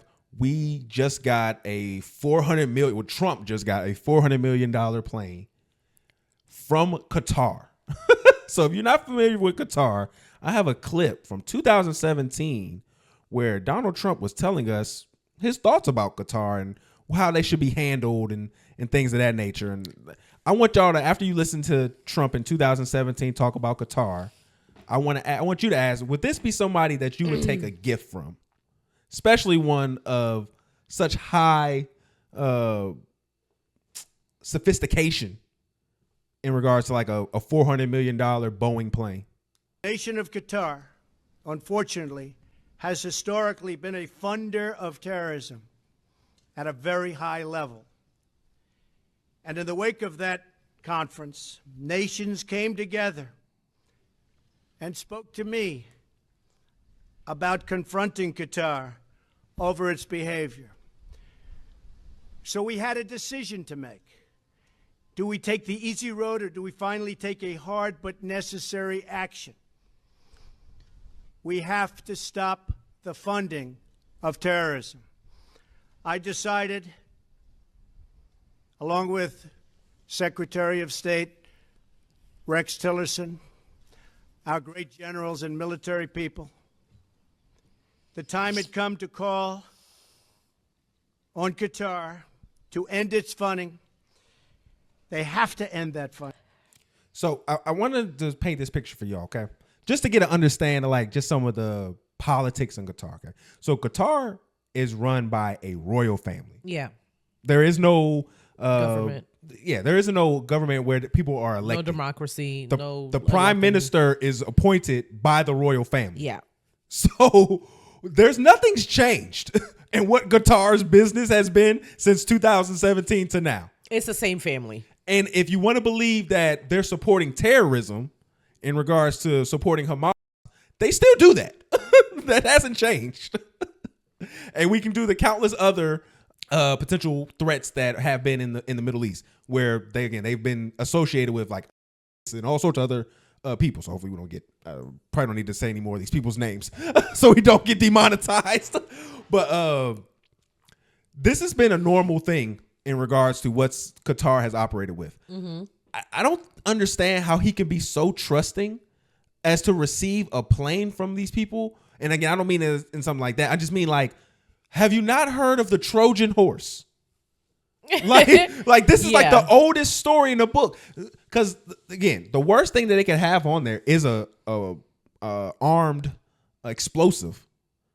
That's one of the worst things that you can say immediately for Trump. Or they can have a tracking device. They can have honing objects. We just seen what Israel did with them pagers. Mm-hmm. Where they got pagers inside of the and then blew up the pagers. So what do you think they can get inside of this plane? What do you think when you put this in a holding deck with other technologies, what they could try to acquire? Okay, I'm not too worried about his safety.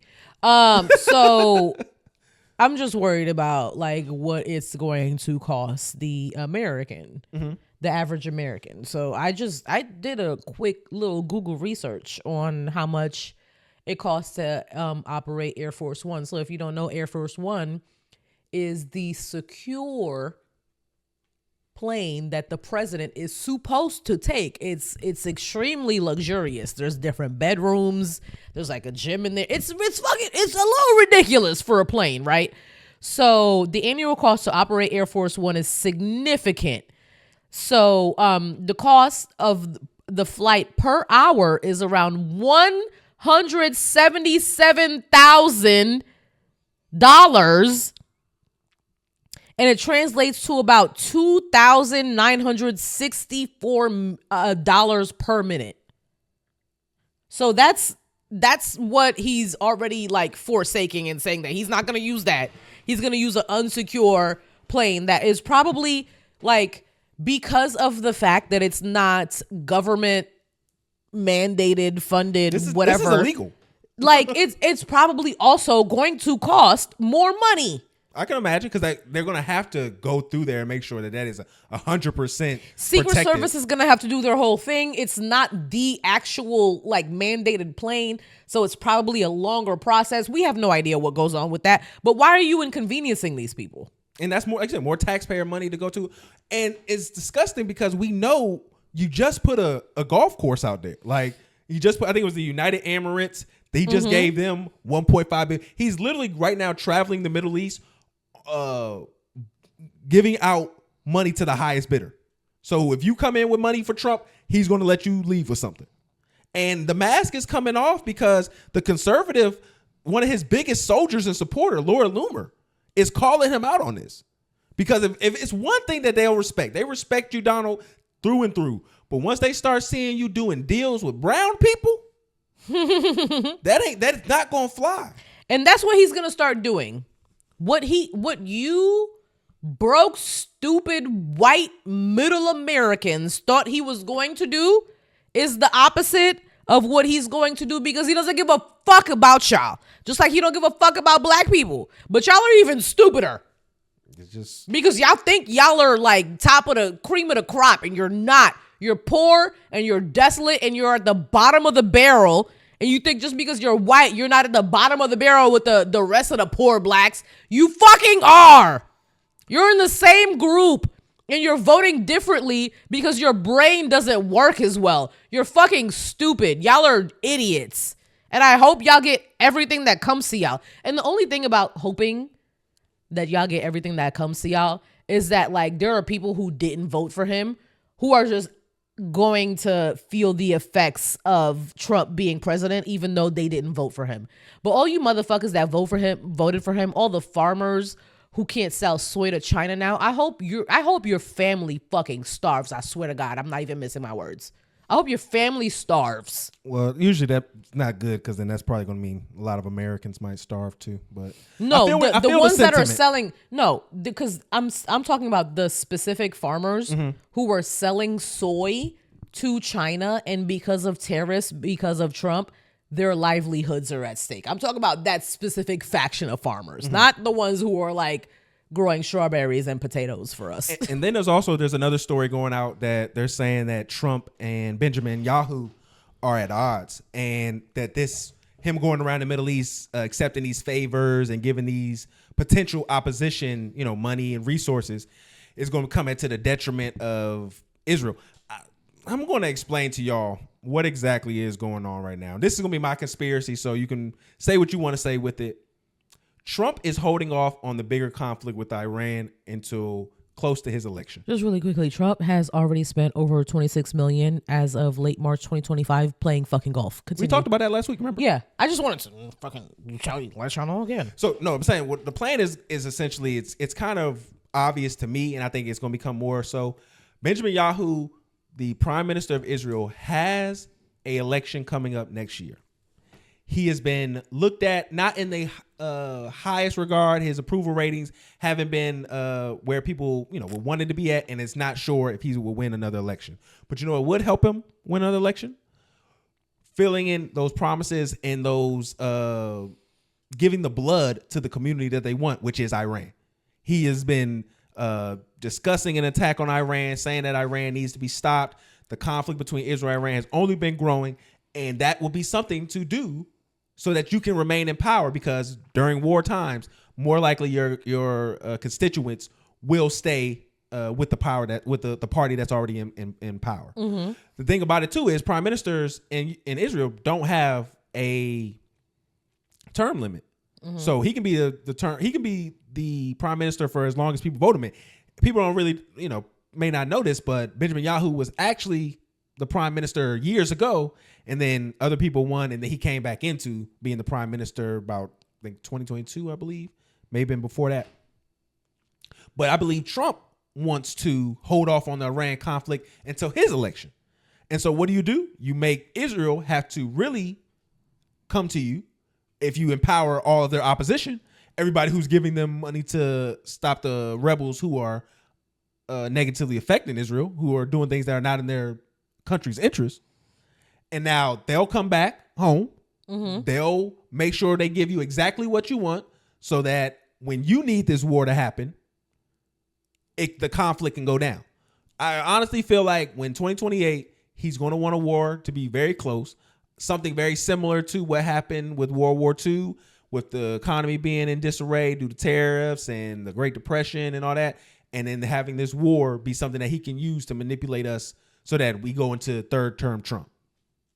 That's what I think is going to happen. I maybe sound crazy right now, but that's honestly truly what I believe. Third term is just scary. It's scary, but if you add that in there with a global conflict, we would have to destroy the Constitution completely, like regardless of global conflict. Like the Constitution has been upheld through World War I, II.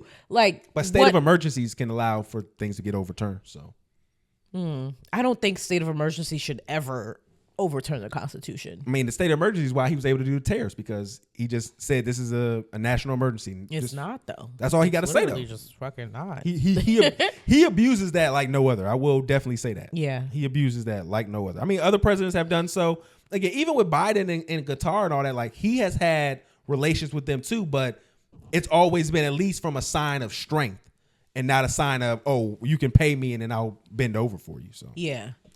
And then he's letting in these Yarpies. What is that? A Yarpie? Yeah, I don't know what the fuck that is. So white South Africans, a term that's used. Just fucking Caucasian people. Just Caucasian people. No, Yarpies is better because that's the term that the black South Africans call the whites. Oh, is that a slur? Yeah. Okay. Yarpies. That's what that's what I always call Elon that. So Elon then got Trump to bring in about 60 Yarpies into the country. They're going to be like in Idaho and North Carolina. These are farmers from South Africa, the apartheid capital of the world. Literally, I was born shortly after apartheid ended. So it's not that long ago. Yeah. They were one of the racist capital of the world. And now what's been going on in this country, and now we can wrap up here and finish up. But I just want people to know like what's going on in their country, because if you let them listen to you, they'll tell you a lot of things that's going on regarding racial oppression. And so in a recent White House pressing, they discussed this, and this is what Carolyn Levitt had to say about the new South Africans that we're bringing into the country. Showed support for South African refugees that are coming to the United States next week. Can you talk about what these refugees are fleeing and why this is a priority for the administration? Well, the president has actually signed an executive order on that matter. My office can get it back to you, Michael. But this group in South Africa has faced racial persecution. In fact, the government there has vowed to take away their farmland that they own. And so the president has talked significantly about this. As for further details on refugee claims and asylum claims, I would defer you to the State Department. So the racial discrimination that she is referring to in that clip is the fact that the government, who is now being controlled by the majority, the black people in South Africa, are changing laws that were done in 1913, the Land Act, that took land away from them so that these white farmers could own almost all the land. There's like 7% of the population owning 80% of the land. And now what they're doing is they're righting racial wrongs. And it goes back to the black fatigue conversation that we had.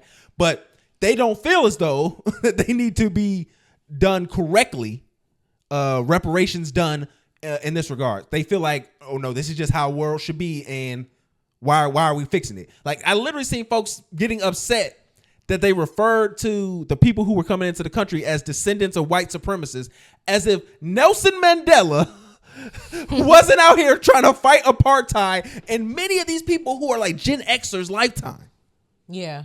So like Nelson Mandela just passed away. I mean, it was probably like 10 years ago now. It feels like just. Well, I mean, go back to the Mandela effect. People thought he died years ago. So, but no, it's just it's ludicrous to try to paint these people. So Charlie Kirk trying to say, oh, look, the Dems don't like white people because everybody's being critical of these South Africans. They are not refugees. Refugees don't look as fat as these guys look. Do you remember when this first started happening and there was a bunch of propaganda going around that Africans were killing white farm workers? The Dutch or whatever, the Boers. Just I don't know, just to get them out of here. Like, it doesn't even matter. We're just murdering them. Yeah, and there's literally no reports of that. The only farmers that have died have been crime. It's not been any racially motivated incidences. And what they'll try to highlight is like they killed the Boer, which is like basically killed the Dutch farmer, and they're talking about the white people who came and stole their land. They sing a song, yes, about it, but again, no one's dying.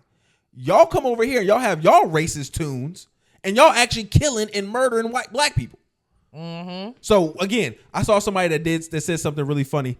They said, we getting the most racist white people and we bringing them around the most racist black people, and we think nothing's gonna happen. Hey, all y'all boys in North Carolina, can't be racist. Watch out for them Yarpies, cause they gonna come with that prejudice of no other. They got words for us that we ain't heard before. So that's why I'm introducing the Yarpie to y'all. Don't let these South Africans win, okay? They're not good people. They not. If you white and you claim that you actually from Africa, I'm gonna laugh in your face. If you white and you in Africa and you claim to be a refugee, like, shut the fuck up. Like, with your stupid ass bullshit. Like, y'all just Elon's little second and third cousins. They just be saying shit. It's disgusting.